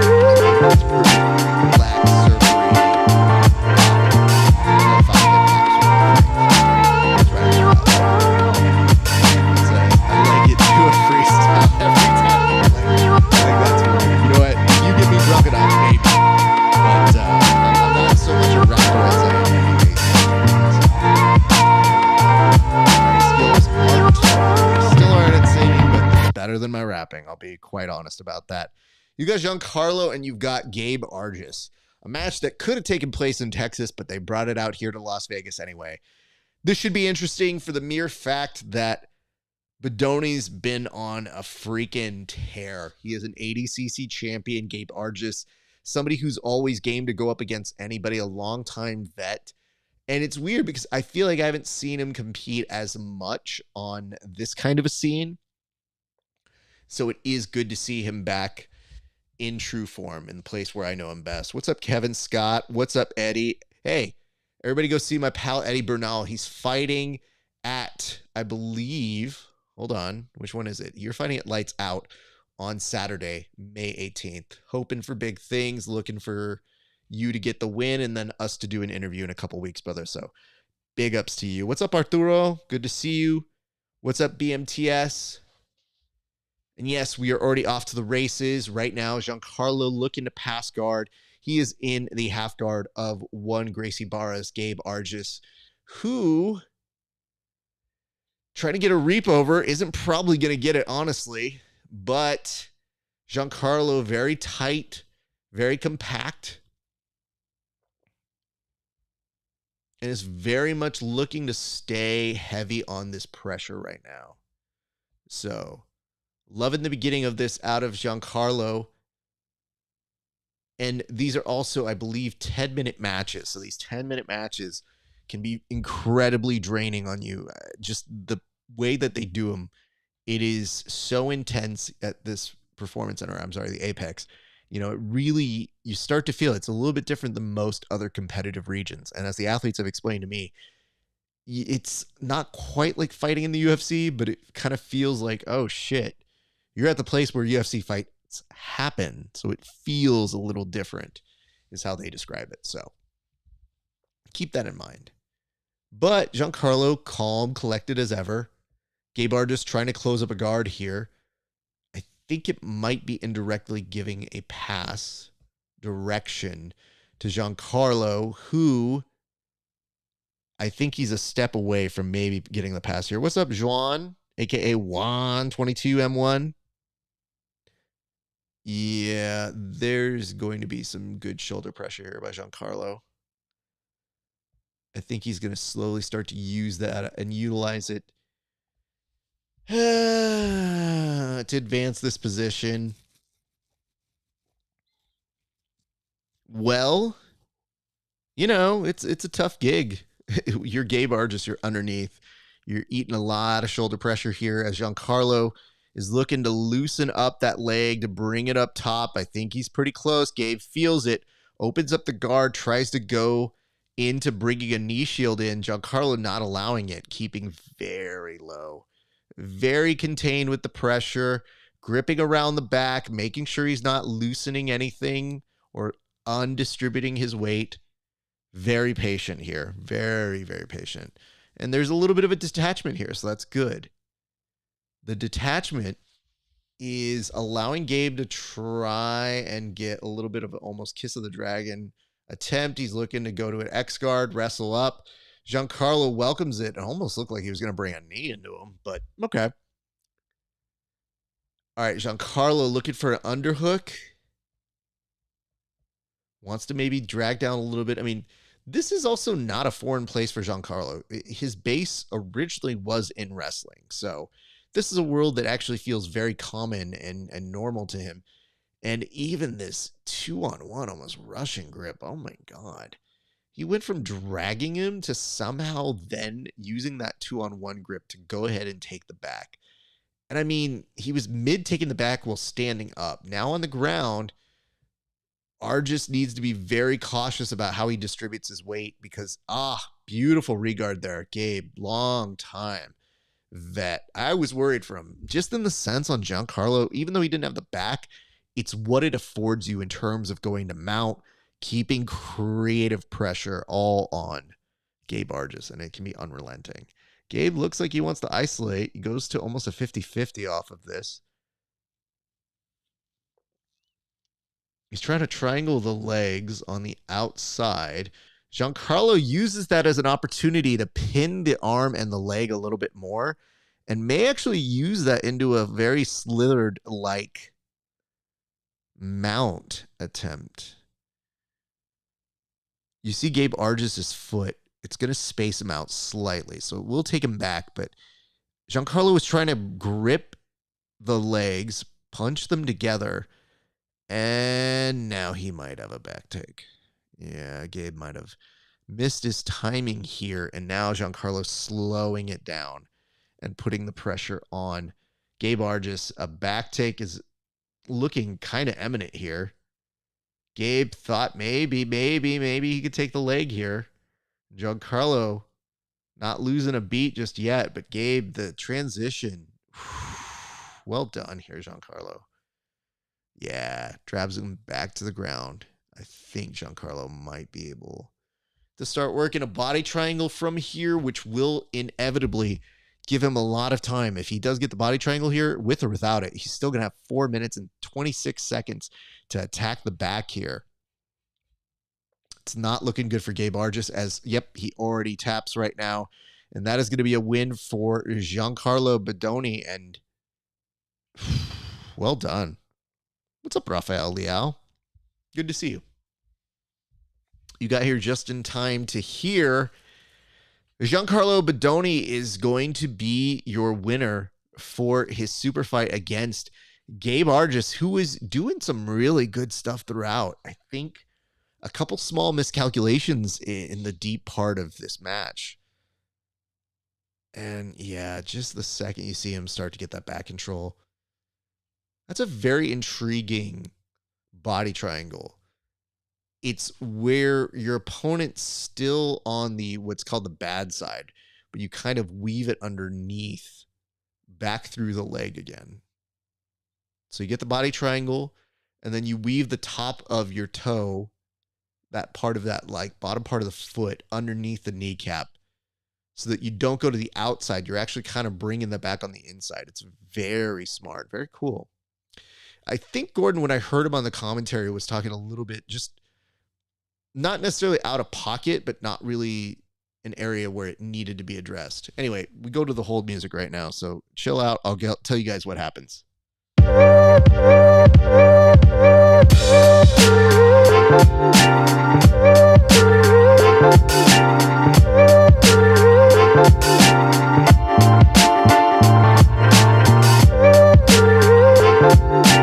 So Bodoni's basically saying, he's glad he really wanted to get that back over his chest and back.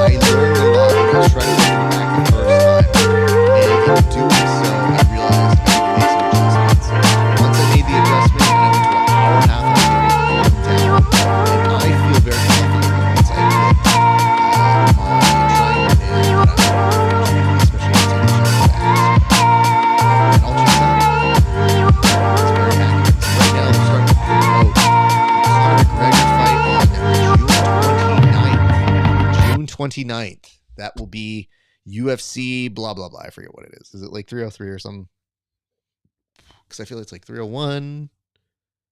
Is there another one here? Let's find out what it is. Let's get to the bottom of this right now.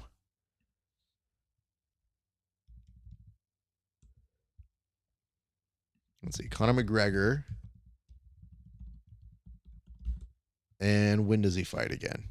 It is at 303 or 302? 303.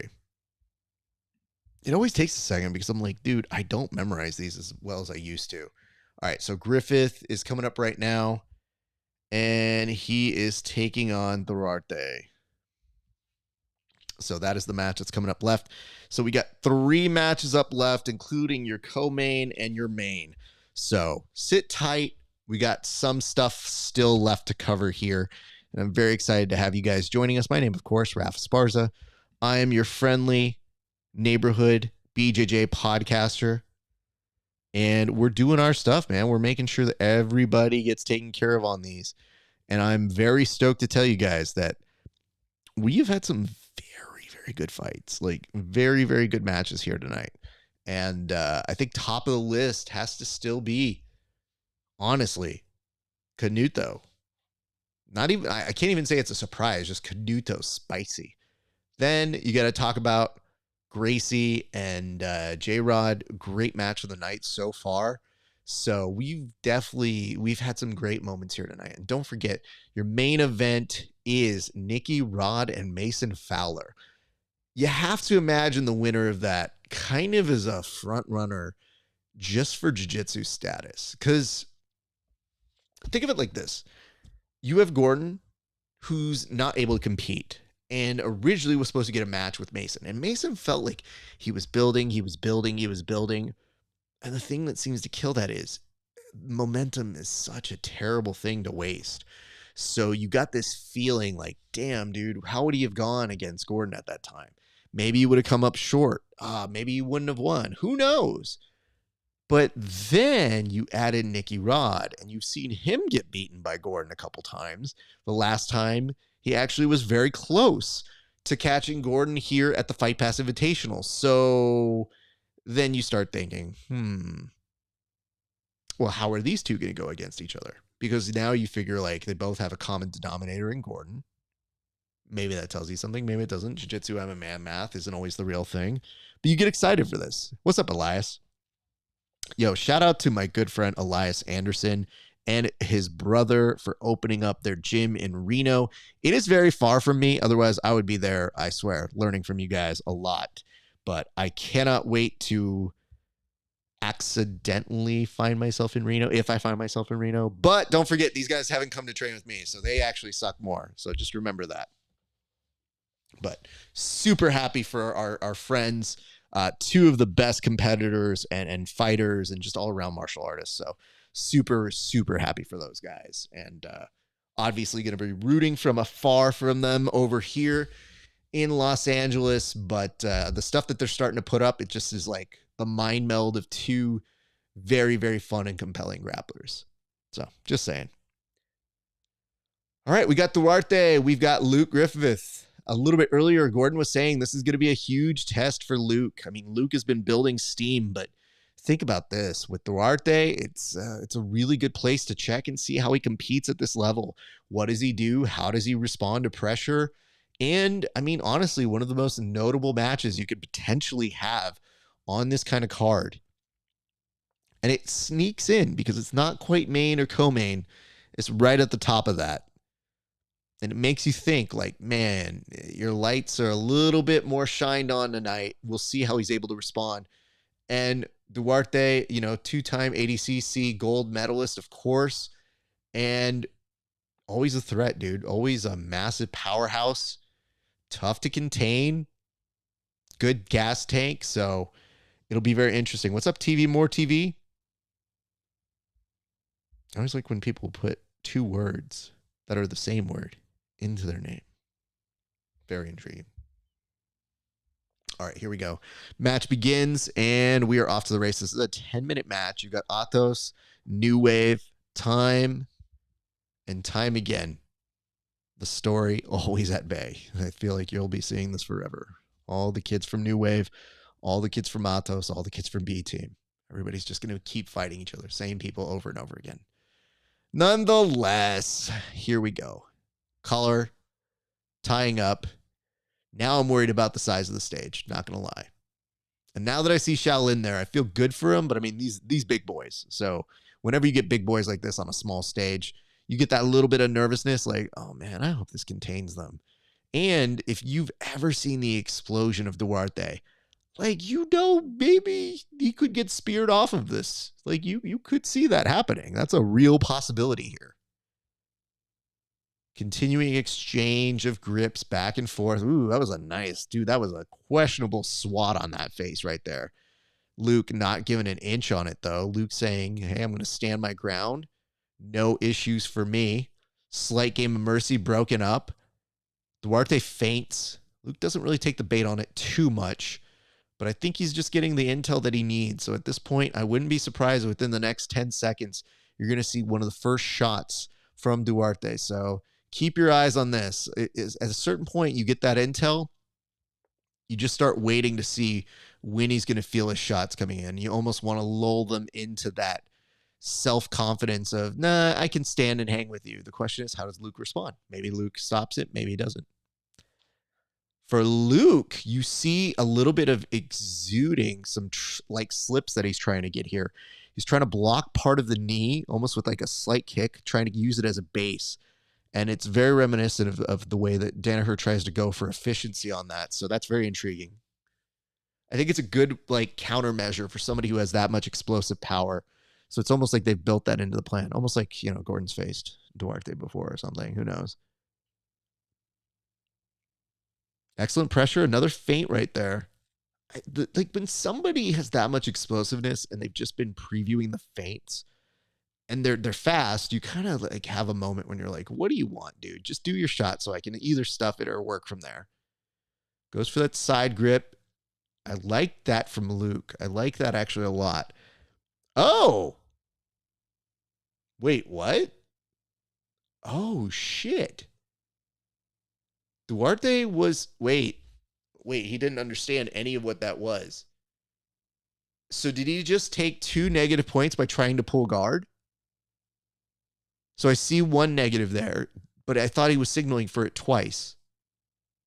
Or was the first one a warning and the second one's there? So because Duarte was trying to pull guard, I'm not sure he was 100% clear on what that was. I'm not sure if he was 100% clear on the rules because it almost looked like it was a shock. The first time with the warning, it's like, what are we doing? And then I figured maybe, all right, I got the warning, so I'm just going to eat that and I'll pull guard because I already got told I can't. Luke, not wasting a minute, though. That's actually a really good spot. Duarte just tried to shoot, but didn't change the level enough to create enough urgency. Huh.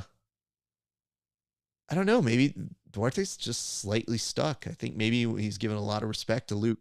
Luke, every time he gets these grips, he has an aggressive shuck that he does, where he almost uses his shoulder to, with that grip, get him to go to the side. And Duarte's so strong, he can offset most of it. He doesn't get thrown or tossed as much as he does, but it throws him off slightly where he's getting slightly overpowered. That's a very strong human being to be putting that much urgency to Duarte. They even make him think maybe you need to pull guard, dude. And maybe it doesn't matter right now, but if they go to overtime, that shit really matters. What's up, Carlos? Good to see you, sir. 24, 5:40 on my time, you guys. Just letting you know, 5:40 on my time.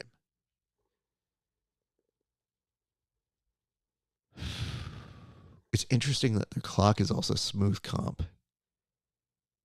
I'm going to have to figure out how they do that. I'm going to have to talk to their people now that I see that they got that.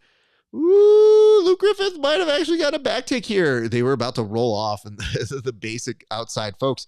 Wow, Luke Griffith has a body triangle right now. This is very bad for Duarte. And that would be a huge statement if he gets a submission on Duarte right now, and it is very possible. It is incredibly possible. Luke Griffith has time for days, and Duarte is almost looking like he wants to roll off to try and prevent the submission, and the referees are just holding him at bay there. They're basically saying, you cannot roll off right now, bro. We're not going to let it happen because the submission's locked in. And yeah, he got it. Wow. That's incredible. Luke coming through with a huge moment here. Let's get the hold music ready to go. The elevator music has to be ready. That was impressive. So we're going to see the shuck. And he's basically going to come over. Oh, yeah, that's great. So I'll propose this. Yeah, because they're basically stopping them from going out. And then you get the other reverse angle to the tap right there. I think he was just behind at that point. Damn. Impressive, Luke Griffith. Making a huge statement here. Taking out two-time ADCC champion, one Duarte. Of course, nothing new for the good folks over at New Wave, but we'll see what he has to say. Let's put on the hold music, and then let's see how this interview goes. But I mean, Luke Griffith definitely utilizing his size, sprint, speed, and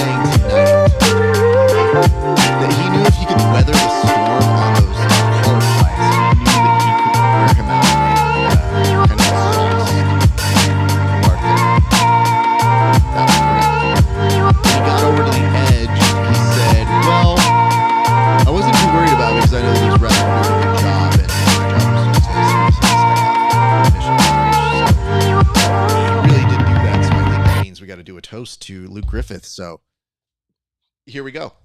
This toast goes on over to Luke Griffith. Congratulations are in order to you, good sir. That was impressive. That was scary. You know what it was? It was great watching you stand up, and you got Duarte to actually want to take a seat. When he was trying to sit to guard, you created such a moment that I was sitting there and I thought, man, it just must be exhausting trying to stand up with you, and a tough problem to solve while it's happening. So you made it work. You got the submission, a huge statement before ADCC. So cheers to you, good sir. Wow. Wow. That was big, big, big, big. We'll see how it plays out for the rest of the year, but Luke Griffith definitely letting the people know. Do not mess with him. So now they're going to a package on Moicano, and Moicano is definitely given some insane post-match interview moments. So we'll see what he has to say here tonight. To those of you watching, my name's Raf Esparza. You've probably been with me this whole time. I see a lot of you are still here. Thank you for that. That's super dope. We are gathered today to watch us some UFC Fight Pass Invitational. It has been dope. We've had some great moments. You just saw one right now with Moicano. We're looking at one of those submission experts doing an excellent job in the cage. Now, getting his opportunity to perform on the Fight Pass Invitational. Looking very much forward to that. So, what's up, Yusuke, the Black Samurai? Good to see you. We will see how he fares here tonight on this Invitational. And just as a note, if you guys like what we do, you can like, comment, subscribe, do whatever it is you feel. We're here every week giving you new content. So this isn't the only thing we do. We don't just do fight companions. We don't just do watch-alongs. we do interviews. There's new interviews going up every single week. We have one going up tomorrow with our good friend, one Pedro Arges, who is a great local competitor and fighter out here in the SoCal region. He had a great performance at the second most recent Spar Star. Good people, love him a lot. Additionally, you can check us doing fight companions, tape studies. Like, this don't stop here. So you can go over to patreon.com/grappling hour. You can support us there. That means a lot to us. $5 a month. You see the interviews 30 days before anybody else. And we have lots of stuff that we're doing. I just did an interview with one Cody Steele. It's coming up pretty soon. We also have some tape studies. I did an interview with both. I did one with Cody Steele and I did one with Anthony Orozco. And both of those guys gave me tape studies about their matches, which I thought turned out superb. So definitely check those out when they go up on the patreon.com. And for a few extra bucks, you can support your boy. I'm just saying. If you want to see the good stuff, go do that. You can also like, comment, and subscribe. Like, comment, and subscribe. Like, comment, and subscribe. So you can find us everywhere at Grappling Hour. That's including YouTube, Twitch, Twitter, Facebook, TikTok. You name it. I'm on it all. Like, just at Grappling Hour. Find us. Support us, give us some love. And if you do, and I see that you're new to one of those channels and you send us some proof, we'll do a toast to you just like we do for those who get finishes within regulation. So just so you guys are aware, we take care of all of our friends and we make sure, you support us, you give us some love, we give it right back to you guys. All right, Moicano and Guzman coming up right now. Stoked. Happy to have you guys joining us.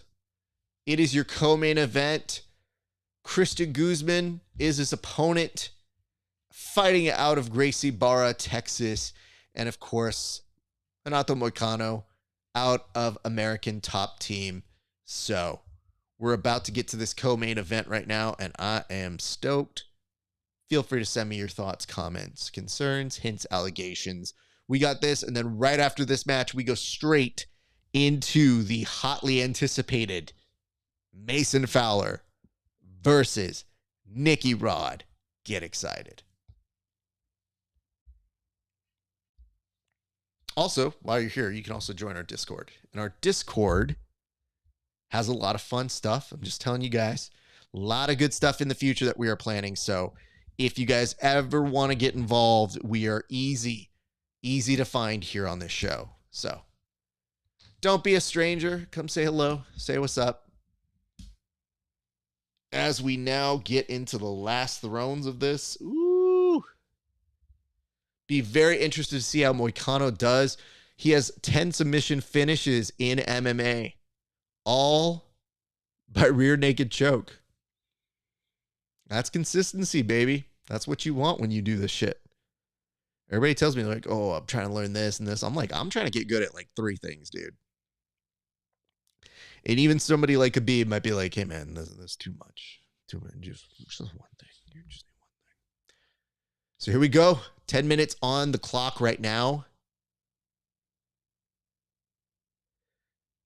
Typical stand-up, fighting for some grips, looking to get some kind of entry here. Nothing doing just yet. What's up? Oh, my goodness. That is so funny. Hilarious. All right, you guys, thank you so much for these notes. I've been getting them all throughout the night from friends of the show. Just some well wishes, some jokes, some insight. We've had a lot of people stop in throughout the evening, and I've seen a lot of you come and go. And that means some of you guys are, I know, watching along. So I know some of you actually have it on, and some of you are relying on us for your information. So I will do my best to let you know the big moments that are happening here. Ooh, takedown almost from Moicano, who is saved by the referee as they were about to just go off the mats onto the outside. Excellent rescue there. Resuming the action, both these gents back and forth. Exchange of grips. Moicano has the better grip, in my opinion, right now. Wouldn't be surprised if he goes a snap down. Nope, not just yet. Referees, mat side, are on alert, making sure to push them back. They're good. They go back to center, and Moicano immediately starts pushing. Great snap downs here. Good attempts by Canuto, by Moicano. It's when it gets confusing is when you have your buddy named Renato Canuto and you go, nope, it's Moicano. Renato Moicano. Nice throw by Moicano. And we are on the ground. He has now inside of the guard. And you are seeing Guzman have to close up here. And I look like, yep, they're going to drag them back. No, just to the better TV angle. Huh. It still feels incredibly weird when they do that. What's up, Marcus? What's up, Marcus Venus? Good to see you. Speaking of which, my body feels like junk. Oof. Cannot wait to get back to training tomorrow. Very excited for that. All right, back to close guard here. Or slightly. Now we're at close guard, but it's slightly open guard. Guzman trying to figure out what's going on here. I mean, I think that arm over, trapping it down, it's good. It's reminiscent of what I like to do. The hard part is unless you get like a butterfly hook, it is very difficult to transition to something.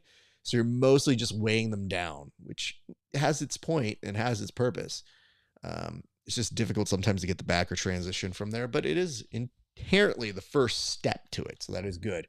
Moicano stands up. Guzman thought about attacking that leg. Instead, Moicano closer to a pass. Tries to cartwheel, just finds out he's going to be in half guard on the other side. Guzman tried to push the leg down. He was looking maybe to take the back here, but he ends up back in the triangle. I'm sorry, in close guard.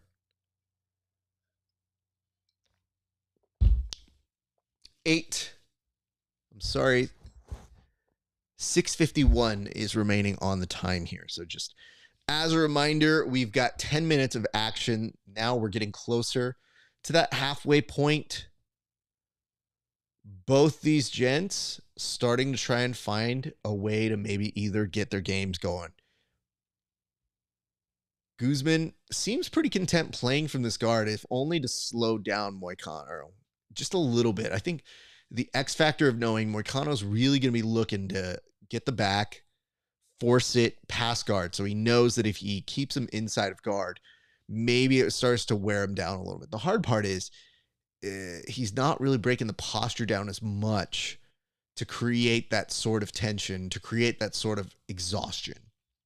Moicano looks like he can do this from inside of that guard for days. So I wouldn't worry as much about that. The referee now pulls them back to the center of the mat. This one makes, I think, a little more sense. Yeah, I'm okay with this one. All right. 5:55 on the timer. Guzman trying to hike up a little bit higher of a guard. Isn't quite getting it. He's looking for something there. He let one of the legs go to maybe kind of space him out.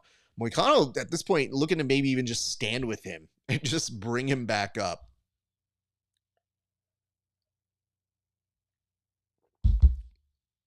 All right, nothing here. Moicano is able to get out of that guard and now is looking to really aggressively pass, but ends up kind of in this open butterfly guard underneath from Guzman, who's now looking for a sweep, but has to settle back for a closed guard again. Here's what I'll say. I definitely love when MMA athletes come and do these invitationals. I do wonder if they benefit from a shorter amount of time. Like maybe the MMA athletes should be given a little bit less of time because they're used to competing in 5-minute sparks, and sometimes those can be a slag, but at the very least, they're used to urgency. And giving them that little bit of time is almost like, hey man, this is double the amount of time I would normally spend here. And that is so wild, but I feel like that dude all the way in back was John Salter. It's hard because I look at him and I just see the ears and I go, am I really just judging this dude and profiling him based on his ears? I mean, to his credit, Guzman's overhook is very effective. Like, Moicano has just lifted him up a couple times. I think the referee is going to stand them back up. Yeah. He's kind of give him, not a stern talking to, but just kind of like a, hey guys, nothing happened there for 5 minutes. Can we do something else now? Which is wild when you consider that these are, you know, submission only rounds where he's like, hey, I get it. I want to give you time to work. Nothing happened. Slight game of mercy happening right now. 4 minutes on the clock now. Both these gentlemen using their head for slight amount of positioning. There are some attempts going back and forth here. And yeah, I mean, this is going to be kind of that forehead pressure wrestling that you're going to see when people have had some time. They maybe don't get the takedown just yet. I would love to see Moicano maybe push a little bit more of the action here. I feel like he was at least a little more aggressive. And when he is aggressive, he gets what he wants. Guzman, a solid game player. Like, I think that he's up for the challenge. I think he just got a little stuck on what to do from closing that guard. I think once he had that overhook, he's just kind of looking at it like, dude, I would love to sweep you. It's just, you're kind of hard to sweep right here, bro. About to hit the 3-minute mark right about now. They're kind of at that space when you get tired and you can tell your opponent, like, hey, I can touch your knee. I've been there. That's like my main wrestling. But it doesn't really get followed up by any aggressive movement just yet. So that's something that happens or is to consider. But Moicano, again, with the aggression now, has to be very careful, and he's going to end up back in Cristian Guzman's guard. Now, here's where things get a little bit boring. We've seen this happen, and we look dangerously close to getting to that overtime. And the overtime is with points, so there is that. You can get a winner from that. But it just means that it's at least 5 minutes worth of extra time in a match that honestly probably doesn't need it. Like, if they just told us one of these guys won, I think we'd all be like, done. Yep, I agree. That dude won. This dude didn't. And here we are, my friends, waiting for these last 2 minutes. The main difference is Moicano got him down, but is similarly stuck on the passing once again. And the referee says, you know what? Bored. And there was a negative point called on Moicano. I thought he touched Cristian. Very strange, but he must have been raising the hand with the red. Yeah, I think that's what it was. Maybe he was just figuring that Moicano was stalling from up top while trying to pass, which, I mean, legitimately, they're both kind of stalling. So I don't have a major issue with this either way, honestly. Moicano trying to do the best he can to go to mount. Isn't there. He's in half guard, putting down some pressure here. Minute 15 to work. This has been the best moment of the match thus far in. He's definitely at least keeping the pressure down. The knee is still stuck in that half guard. Cristian did a great job. I mean, Cristian must love getting people to that guard. Like, he's very consistent, regarding exceptionally well. But now Moicano's looking to take the back. There's 50 seconds left to go. He's close. There's a possibility if he can gift wrap here and then kind of use it as a step back. He's definitely trying for the gift wrap. He's definitely trying to give it. And he did just get it right now. But Guzman found his back on the mat very quickly. Knew exactly what was coming up next. Well played there. Well played indeed. And again, we're going to get to that part where we are definitely going to go to overtime here. So, is what it is. Not super exciting, but, you know, it happens. Let's just get excited for what happens next then, which is we go to overtime. We see Moicano. I'm confident in his ability to get a takedown. Those 2 points, if he does get a takedown, may be good enough to kind of justify getting the win here. So, could be close, but I feel like he'll be able to pull it off.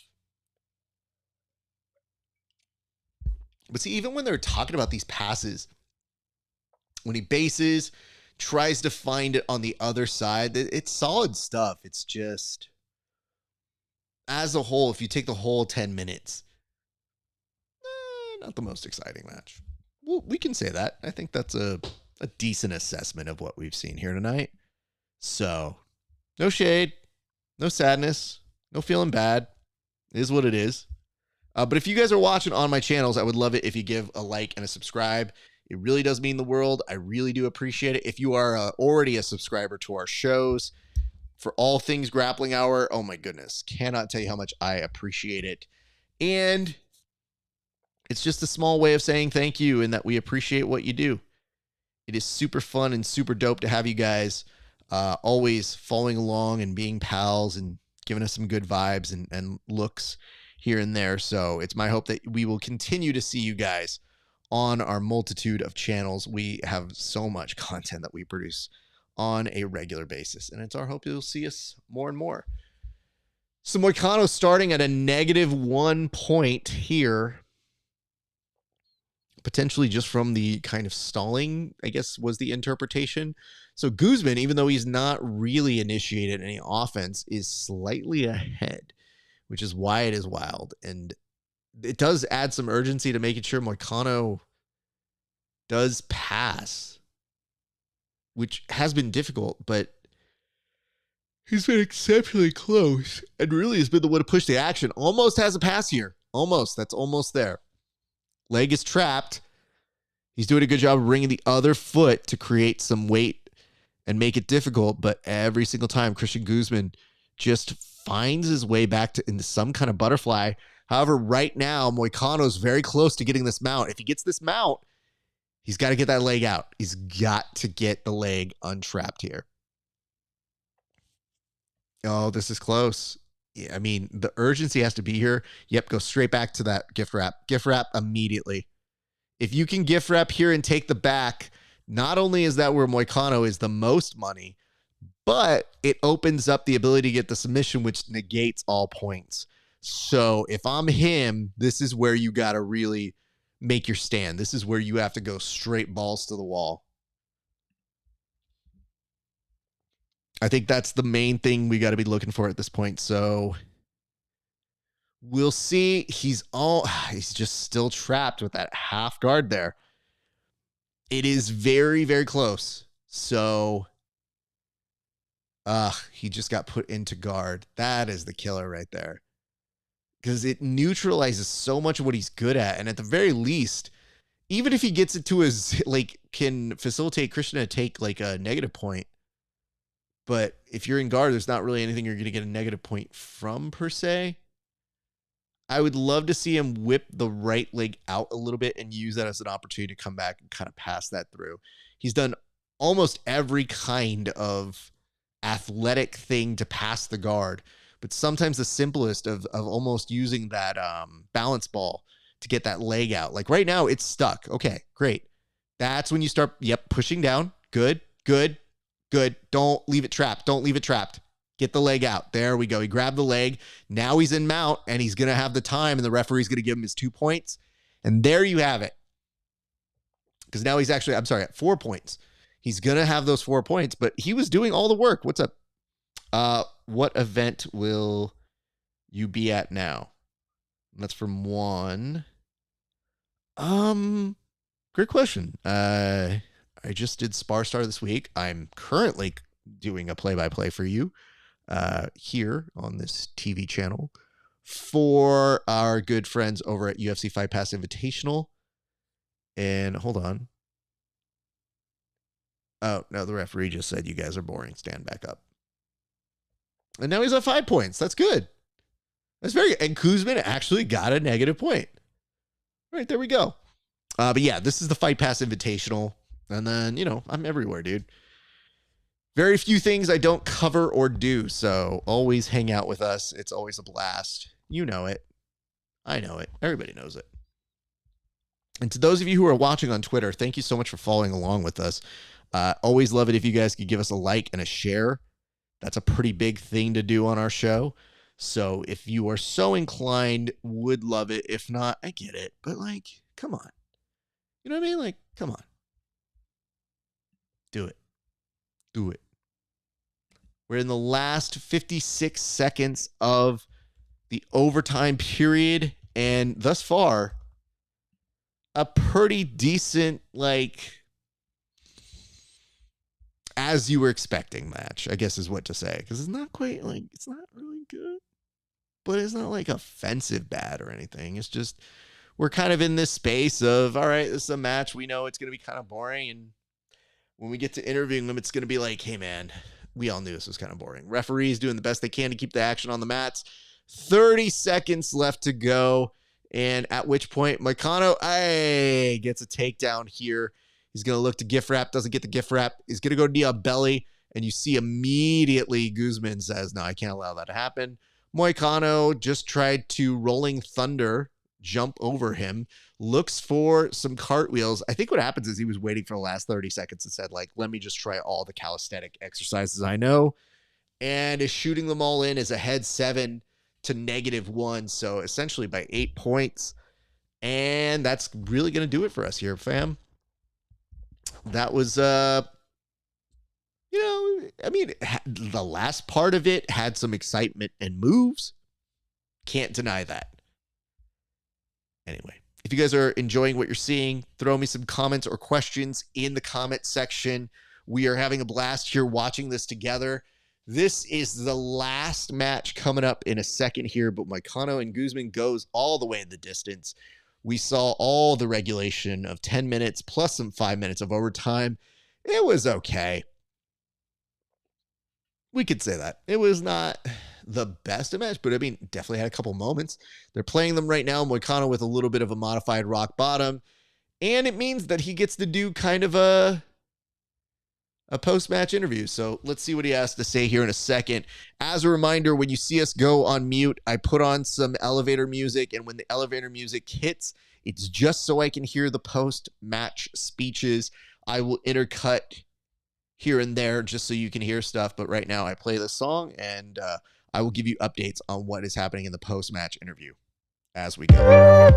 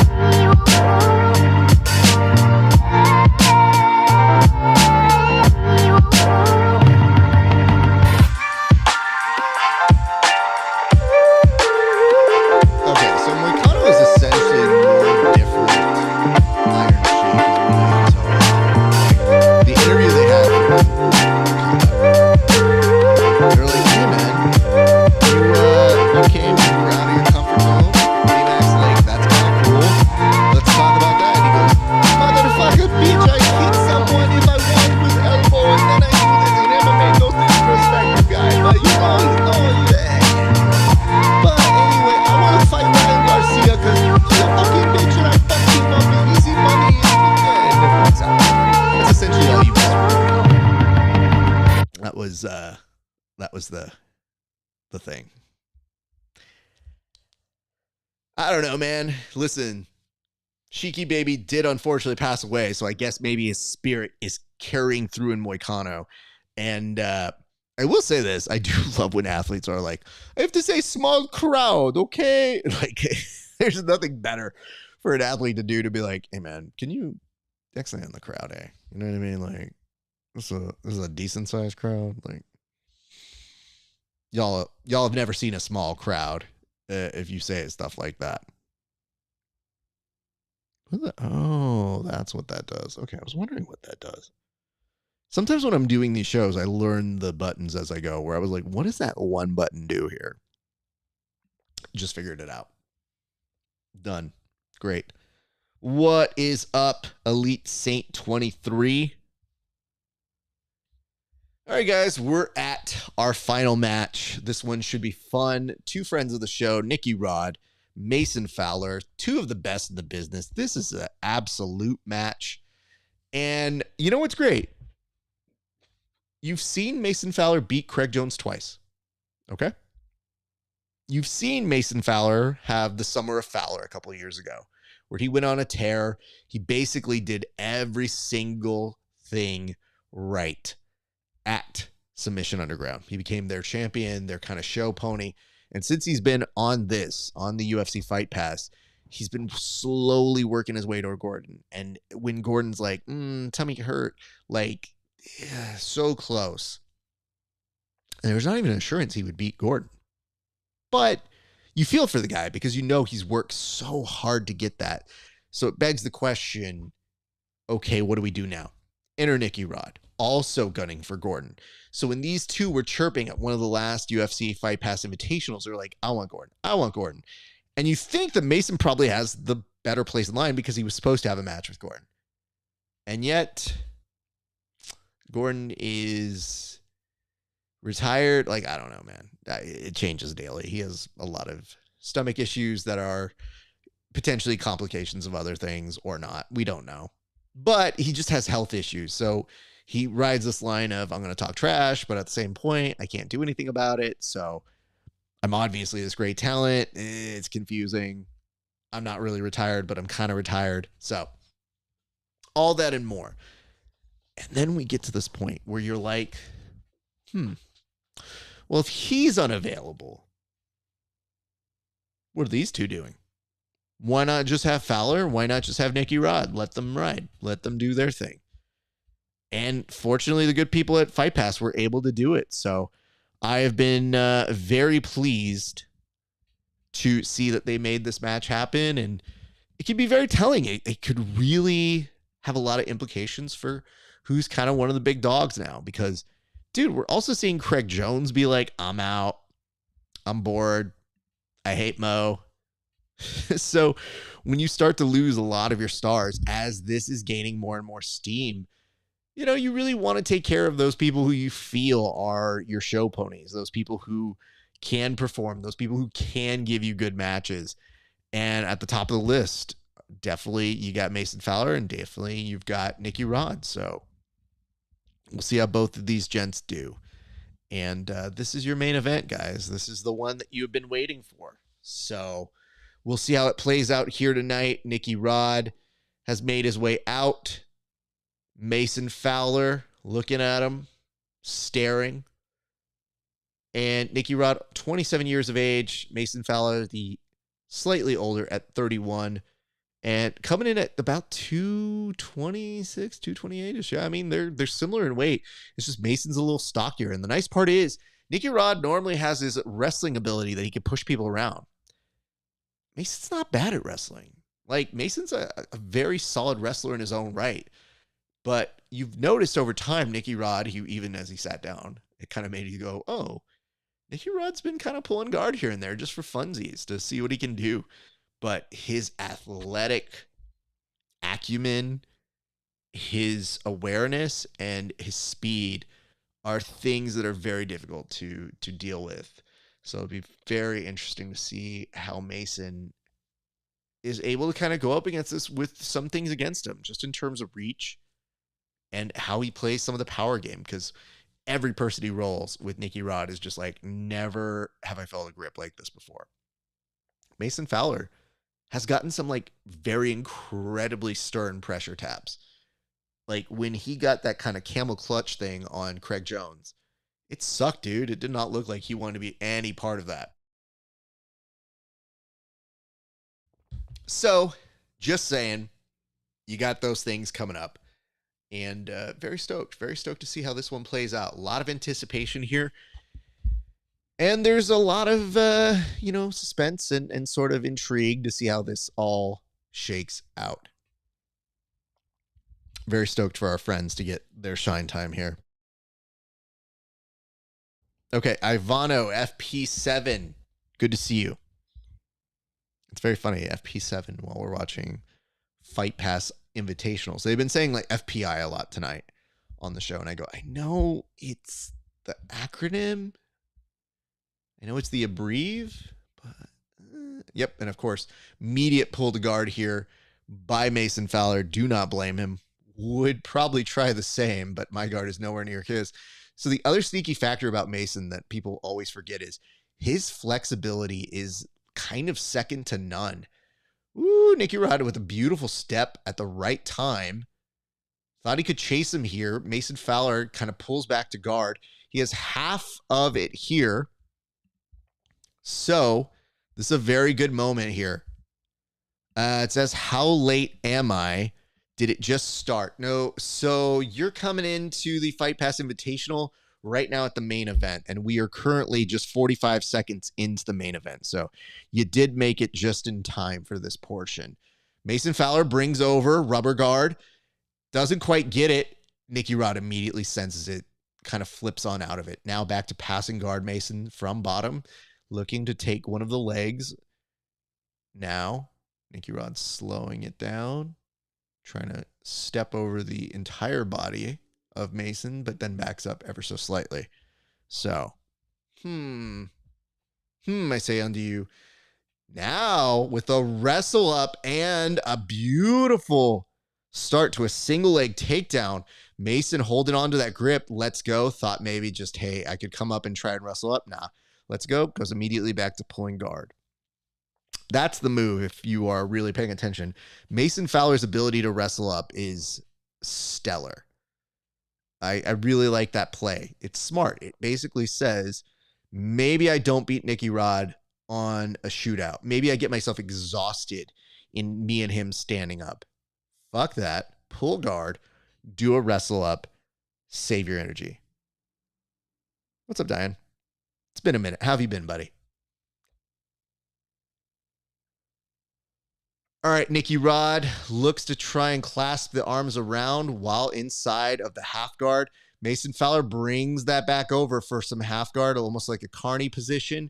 And Mason has his top right, bring it down at the beginning of like a half, or a beginning of some 10th planet crackery. At the same point, keeping a hook with the left foot that can basically be used to extend or to close up and start going into that very flexible set of 10th planet electric nonsense. Ooh, it is very impressive. I mean, Mason, normally when he gets people in that position, he's very able to control them. Nicky is so powerful, he can't quite keep them locked in that position. So he does lose it, and they go right back to where they were starting just a few seconds ago. It is currently 6:50. So the real intriguing thing here is I really wouldn't score points just yet. So if you do go to overtime, it is kind of wild. Wrestle up happening here. Looks for a single. He's kind of got a grip on that leg. Nicky's under fire. We'll see how it works. He does get a kind of snap down from that single. Mason looking to try and take the back. He does have a waist lock while they're standing up. Look like I couldn't tell what exactly Vitor was doing there. He just kind of shook his hands out like I was like, yo, are you as excited as we are about this, bud? I think he's kind of waving them back on over. Nicky Rod standing a little bit too high, but now comes back down. And that was interesting because he went for the grip. Beautiful attempt here by Mason, but he did follow up on it. Has the waist lock again. He's looking for an arm. Now there's a front headlock. He loses the position. Nicky Rod comes back up top and now is playing inside of one Mason Fowler's half guard. Mason Fowler tries to close the guard, doesn't quite get it there. Very hard to pull down Nicky Rod and pull him into a full guard. So what I really want to say in that particular back and forth, Mason has a very good strategy that I think he's trying to implement here. I think this is very well scouted to Nicky Rod's game. Nicky Rod looking for a front headlock, doesn't get it. Mason Fowler goes back, now is trying to switch out, but instead goes back to kind of using that control. A little crackhead control here up top. Has the angle, and he has the left leg still in a butterfly position. What's up, Chris Nunez? Hope recovery is doing well. Stop ducking me. You keep getting injuries. I see it. I know what you're up to. Half-minute mark right now, so that means that we are halfway through this match. Now, just a slight release of that pressure with the leg, and Nicky Rod sees his opportunity and starts just adding a little extra to that press up top. Still in the half guard, and it says, hi, yes, sir, thanks for the updates. Of course, bro, I got you, man. Now, Nicky Rod taking his time. The leg is not quite in lockdown. It's vaguely there. It's essentially, he has the lockdown now. Okay, that's good. That's only going to get you a little bit. It basically connects him and Nicky Rod, unless you get some kind of underhook to kind of move him up and around. So I have to say this, for not being a 10th planet guy, you have to figure that Mason Fowler is like an honorary 10th planet guy, in my opinion. Like, like a lot of the shit he does is in the process of being that dude who's like, I guess kind of like me, except he's way better. It's kind of like me where I'm like, I'm not 10th planet, but I hang out with a lot of 10th planet people that sometimes they go like, oh, bro, you 10th planet? No. I just got a lot of homies that. The difference is Mason's playing a lot of the 10th planet games while also being a Caltera guy. Like, at its core, I think the elements are very similar. So I get super stoked about that.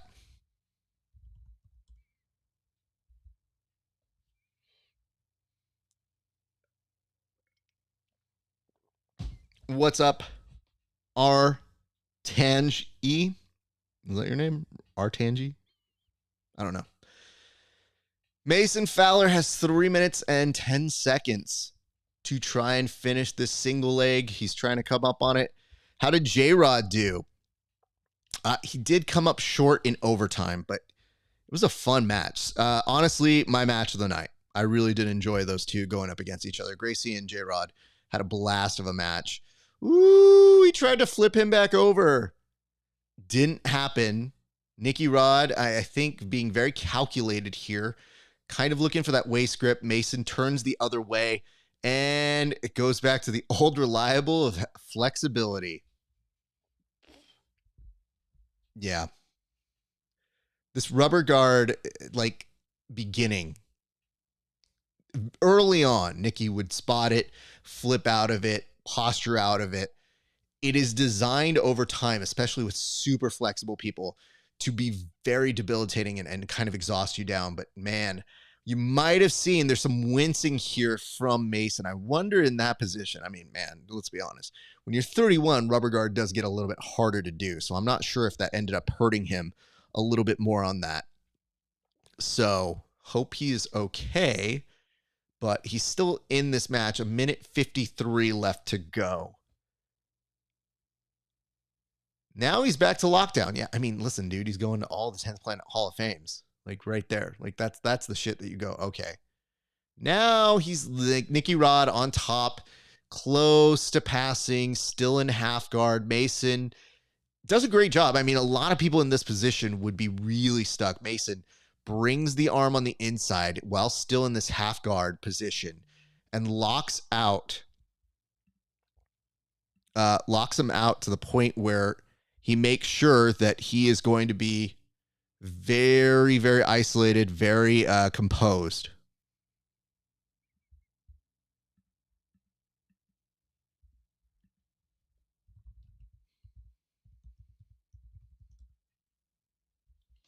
And we've got 1 minute left to go here. I mean, now I'm starting to think, well, how are we doing this if we go to overtime? Because if you do see the way that Mason plays, I'm not sure if he took any injuries. I think he's still okay. I just didn't love the wins. But you start to figure, okay, it's going to be a wrestling thing. And if you do pull guard, it doesn't quite give you the same. Like, I think you could potentially get a negative point here. So the strategy is a little bit different. And I mean, that is a firm oil check right there. And Nicky's trying to keep a choke here. It's almost like a guillotine because Mason's been trying for the single leg. He's staying on it. He's very much trying to win this battle. Nicky's very, very savvily making sure that he's stopping most of the momentum. Great question here, and I'll answer this. What's up, the Chubbs? What's up, K. Perry? And the question is, do you think rubber guard is valid at this level against a guy like Nick? I mean, it did break the posture down in a better way than I think you do in close guard. A lot of times if you close guard, you have an overhook. Yeah, that can kind of work, but you're kind of locked in with that person. At best, you're making them carry your weight. Good news. Nicky can carry your weight. if you grab the back of the head and that, or you grab double overs, there's a lot of ways to get over that. And I think people kind of get used to it. Here, Nikki would stop with the rubber guard, and it's meant to debilitate your opponent. And you did see him kind of pause for a bit. It was only at the very end that I think you saw Mason kind of go, yeah, it's not holding him forever. So it can be used as a good tactic, but look at this. I mean, just the way that at the very beginning you saw Mason try to utilize wrestle ups to expose the back or give him an opportunity to kind of try and get the back or chop him down. Like, I think he came in with a very, very strong strategy. It said, who got the stinky finger? Yes. I mean, listen, dude, wrestlers, they definitely will play by the rules and break them very quickly. And ooh, it was a very aggressive pull guard here by one Mason Fowler, who now up against points recognizes if he's going to get a sweep, that's going to be the way to control Nicky Rod. But more importantly, I think he gave away the plan. I think he was basically showing, I need the back to finish him. I think that's what he is looking to do. So we'll see.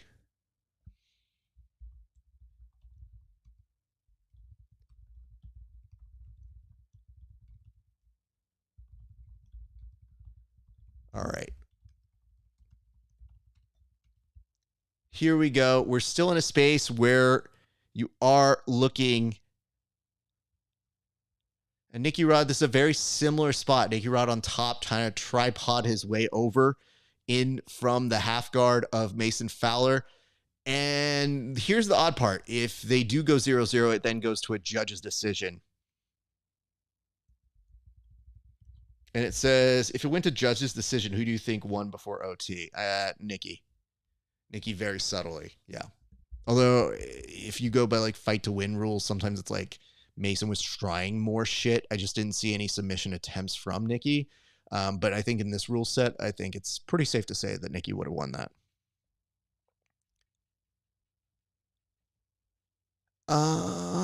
This is an interesting little scramble here. And I mean, Mason, he's giving a good shot at it. He's trying to use this leg grip.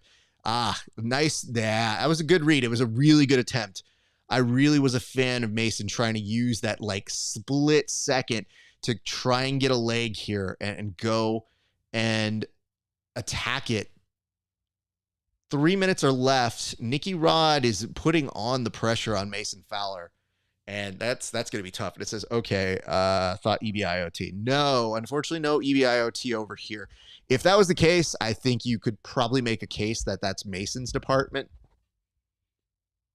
But even then, Nicky's been pretty good. I mean, he did do an EBI style before, and he did win there. So, you know, it's not like he's without his experience. What's up, Travis? Thank you for watching. Appreciate you guys. Don't forget, like, comment, subscribe if you enjoy this. Would love it if you guys give us some love here on the show. It really does mean a lot. Mason was just thinking for a split second, maybe if I come more of this bitch. Nah. Going right back to the beginnings of that rubber guard. And almost a sweep, but Nicky just kind of shakes the leg and brings it back. So both of Nicky's legs are past a certain point. However, he's got a hold here because Mason's putting on the pressure. Almost kind of want to turn that into a gogoplata. And I mean, that's the extent to where his flexibility is as he has to let it go. And I realize it's a tougher thing. Just saying you got good rubber guard is one thing, but utilizing it can be such a different thing with somebody that strong and that body position so well. This entire time you're seeing Mason off his back, and with the time ticking away, you really do get the sense that, Nicky's going to get to mount. That's going to be a mount, and that's going to be basically an opportunity for him to start working to take the back. It is very close. Mason has to be very cautious here. Nicky is working subtly to take the back here. Mason is trying to get up to his knees, and that's going to give an opportunity. There's a minute 17 left to go here, and there is a little underhook underneath the chin. He has to let it go, but I think he is wrist righting on the opposite side. So Mason, very, very, very close to having his back exposed. Nicky still has a leg on the inside. He can bring up his other knee to the shoulder and start taking the back here. Mason understands that and is making sure to give him nothing more and turns back into him, making sure he does not get his back compromised there. That's a great awareness here from Mason, who almost uses it to wrestle up, but Nicky, looking for a choke here, kind of flies in with a little bit of a darce, doesn't get it. Mason on autopilot here, making sure he's just going to try and keep him into guard. Nothing happening here just yet. There is 32 seconds left to go. Mason looking to trip him up. Again, going with that single leg. Nicky now getting a little too savvy to it, but both these guys are just exhausted at this point. 22 seconds. I do not think that Mason is going to finish out the single leg, but at this point, it may not be for winning as much as it is for pride points to see if maybe he can finish it, because Nicky is ahead 6-0 here. So at the conclusion of the next 7 seconds, you will hear Nicky Rod announced as the winner of this match. And ladies and gents, that is time. I mean, listen, dude, it's a tense match. It's tough. It is not the easiest thing in the world, but Nicky Rod, when he's not talking shit to Gordon, it's really hard to dispute other people that can really take that away from him right now. He is one of those top tier talents. And it does go to show how good Gordon is that he can kind of shut him down. But again, at the last Fight Pass Invitational, those two had a great back and forth to the point where Nicky Rod was putting it on Gordon in a way that arguably was showing how much he was leveling up then. This was some great recognition of positions and places and just the seasoned vetness of Nicky, of recognizing I've got a split second to get this mount. I'm going to take it. And just seeing the look on Mason's face, like, I mean, he kind of winced there as he got the mount too. So I don't know if he is all okay or whatever, but we're going to find out here in a few seconds. And, you know, definitely hear what they both have to say. And it says, dude, your commentary is better than the actual UFC Fight Pass guys. Thank you. They're friends as well, so I don't want to be too mean, but I appreciate that. I hope that you enjoy the stuff that we'll be doing here. We have a lot of stuff like this. I'm going to put you guys on some hold music while I hear what Nicky Rod has to say, and I'll give you some updates here in just a second.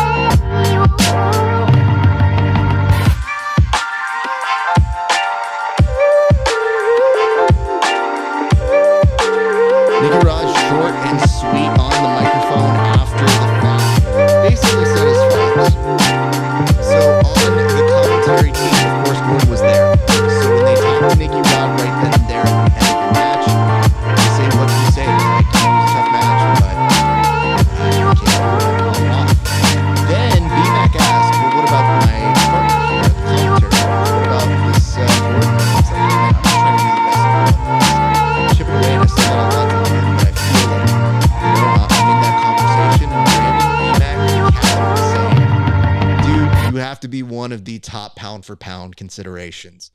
The music still on? I thought I turned it off. Appreciate it. Thank you for letting me know that, dude.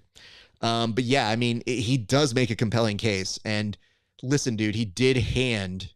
Gordon looks so silly with that hat on. Well, maybe he just looks silly with or without the hat. I guess when you get to be that big, there's not many clothes that really do work for most of these people. He looked like he got it from the Randy Couture collection from 1997 when he would just be hanging out there. What's up, Chris Wojcik? There you are, friend. Hope you're doing... You know what, Chris Wojcik? We need to have words. Come here. Right here. Why did you steal that Reese's Pieces? You Reese's Pieces piece of shit. How dare you? Your girl wanted that, dude. And she put it on Twitter. She put you on blast, sir. Do you understand how much that takes for your girl to be like, I really wanted that?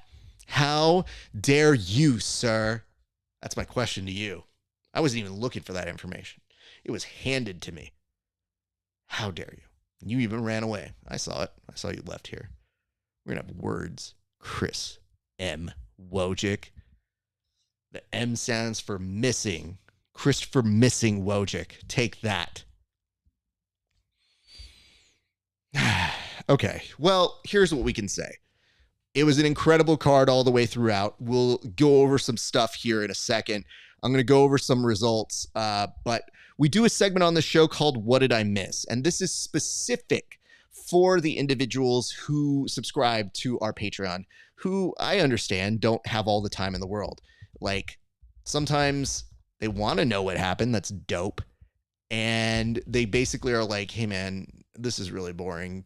Or this isn't my thing, but I support you. Can you tell me what happened here? So what I'm going to do right now is I'm going to put 1 minute on the clock. Okay. So when I put this 1 minute on the clock, the entire point of the 1 minute is I have that much time to tell you about what happened tonight on the UFC Fight Pass. So what I'm going to do, putting the 1 minute on here, and it is up to there to then explain everything and then some. So here is the UFC Fight Pass Invitational 7. So this is the UFC Fight Pass Invitational 7's 1 minute. What did I miss? All right, first thing you need to know. Ali Taza had an okay match. Then you can look at this. Peter Frank had an amazing finish. Came out on a skateboard. Kind of weird, but also very intriguing. Very, very long walkout. Then Raquel Canuto got it done. Gracie and J-Rod had the match of the night, no doubt on that. Canuto had the submission of the night, arguably. My man got it done against Aaron Wilson in major fashion. Giancarlo also got it done against Gabe Arges with a rear naked choke. It was pretty solid. And of course, Luke Griffith showing you guys ADCC is up in the air because my man put everybody on blast, letting you know he was able to beat two-time ADCC champ one, Duarte, and co-main, whatever. But the main event, Nicky Rod and Mason Fowler, was tense AF. Major props to Nicky Rod for getting it done because he did end up with overtime by points. So cheers to all the guys and gals that competed, and we appreciate you guys. And that's time. Professional. So anyway, here's what I'm going to say to you guys. If you do not follow us already, I would love it so much if you like, comment, and subscribe onto these shows. If you comment on them, it helps more people see them. And more importantly, if you subscribe to it, it means that you're more likely to see the stuff when we put up new stuff. So what is our new stuff? At here, you can go to patreon.com/grappling hour. You can see for $5 a month our interviews 30 days before anybody else. And if you pay a few extra dollars, you can see tape studies where we break down fights and matches with the athletes themselves. You can see a segment called Roast Raf where people roast my competition footage. It's very funny. You can also see extra bonus content that we don't film or show anywhere else except for you guys. And we got a new segment that I'm so stoked to do. It's called Road to ADCC. And in those, we take individuals, we look at their pathway that they took to get to the ADCC big dance. So I think we're going to do 2 at a time, and we're going to film them over an hour. We invite you guys if you want to hang out with me in Discord as I film them live. But after that, they go straight to our subscribers on the premium side. And those are only for premium users. So keep that in mind. $5 early access, $10 premium users. Try to keep it very simple. Additionally, you can also like, comment, and subscribe onto this video. You can also become fans or follow us on our different pages. That includes Facebook, YouTube, Twitch, Twitter. What are the other ones? TikTok. You name it, we do it. It's so much fun and so much content. We do stuff like Running the Gauntlet, where we invite a friend to come onto the show, and they basically take on where pop culture and jiu-jitsu meet with MMA. Or you can check out The Bullpen with myself and our good friends Tim Freeman and Jake Watson, who are your pre- and post-show pals from the PGF, and we're continuing on and doing new and even better things, and I think that you guys will very much be entertained and enjoy that sort of stuff. So check that out. That's weekly. We just did one today. If you missed it, it is on my channel, and it was pretty funny. Some good stuff. And then, of course, you can also find us on Apple podcast and on Spotify at Grappling Hour on all of those channels. And of course, the last couple reminders, if you like what I do, and I hope that you do, and you want to support it, you're like, hey, Raf, how can I support you? You can go to rafesparza.com, get yourself a t-shirt. We have limited supplies, so get them while you can, my friends. But t-shirts and hoodies, t-shirts are $25, hoodies are $45. You can get a combo at $60. And yes, we love it when you guys support us there. That money goes to buying new and fun things here for the show, and we use all of our stuff as economically as possible. And finally, join us on our Discord to continue the conversations that we have here on the show. My friends, it has been so much fun here tonight. I really do hope that you have enjoyed what it is that we've been able to provide for you this evening. And I just want to say, yes, please stay tuned. So much more new content coming up in the near future. And if you like what we do here, just stick around, catch us. I know you're going to see a lot more stuff from us in the near future. But my friends, that's going to do it for us here today. It's been a great day for grappling. We'll see you back on the mats.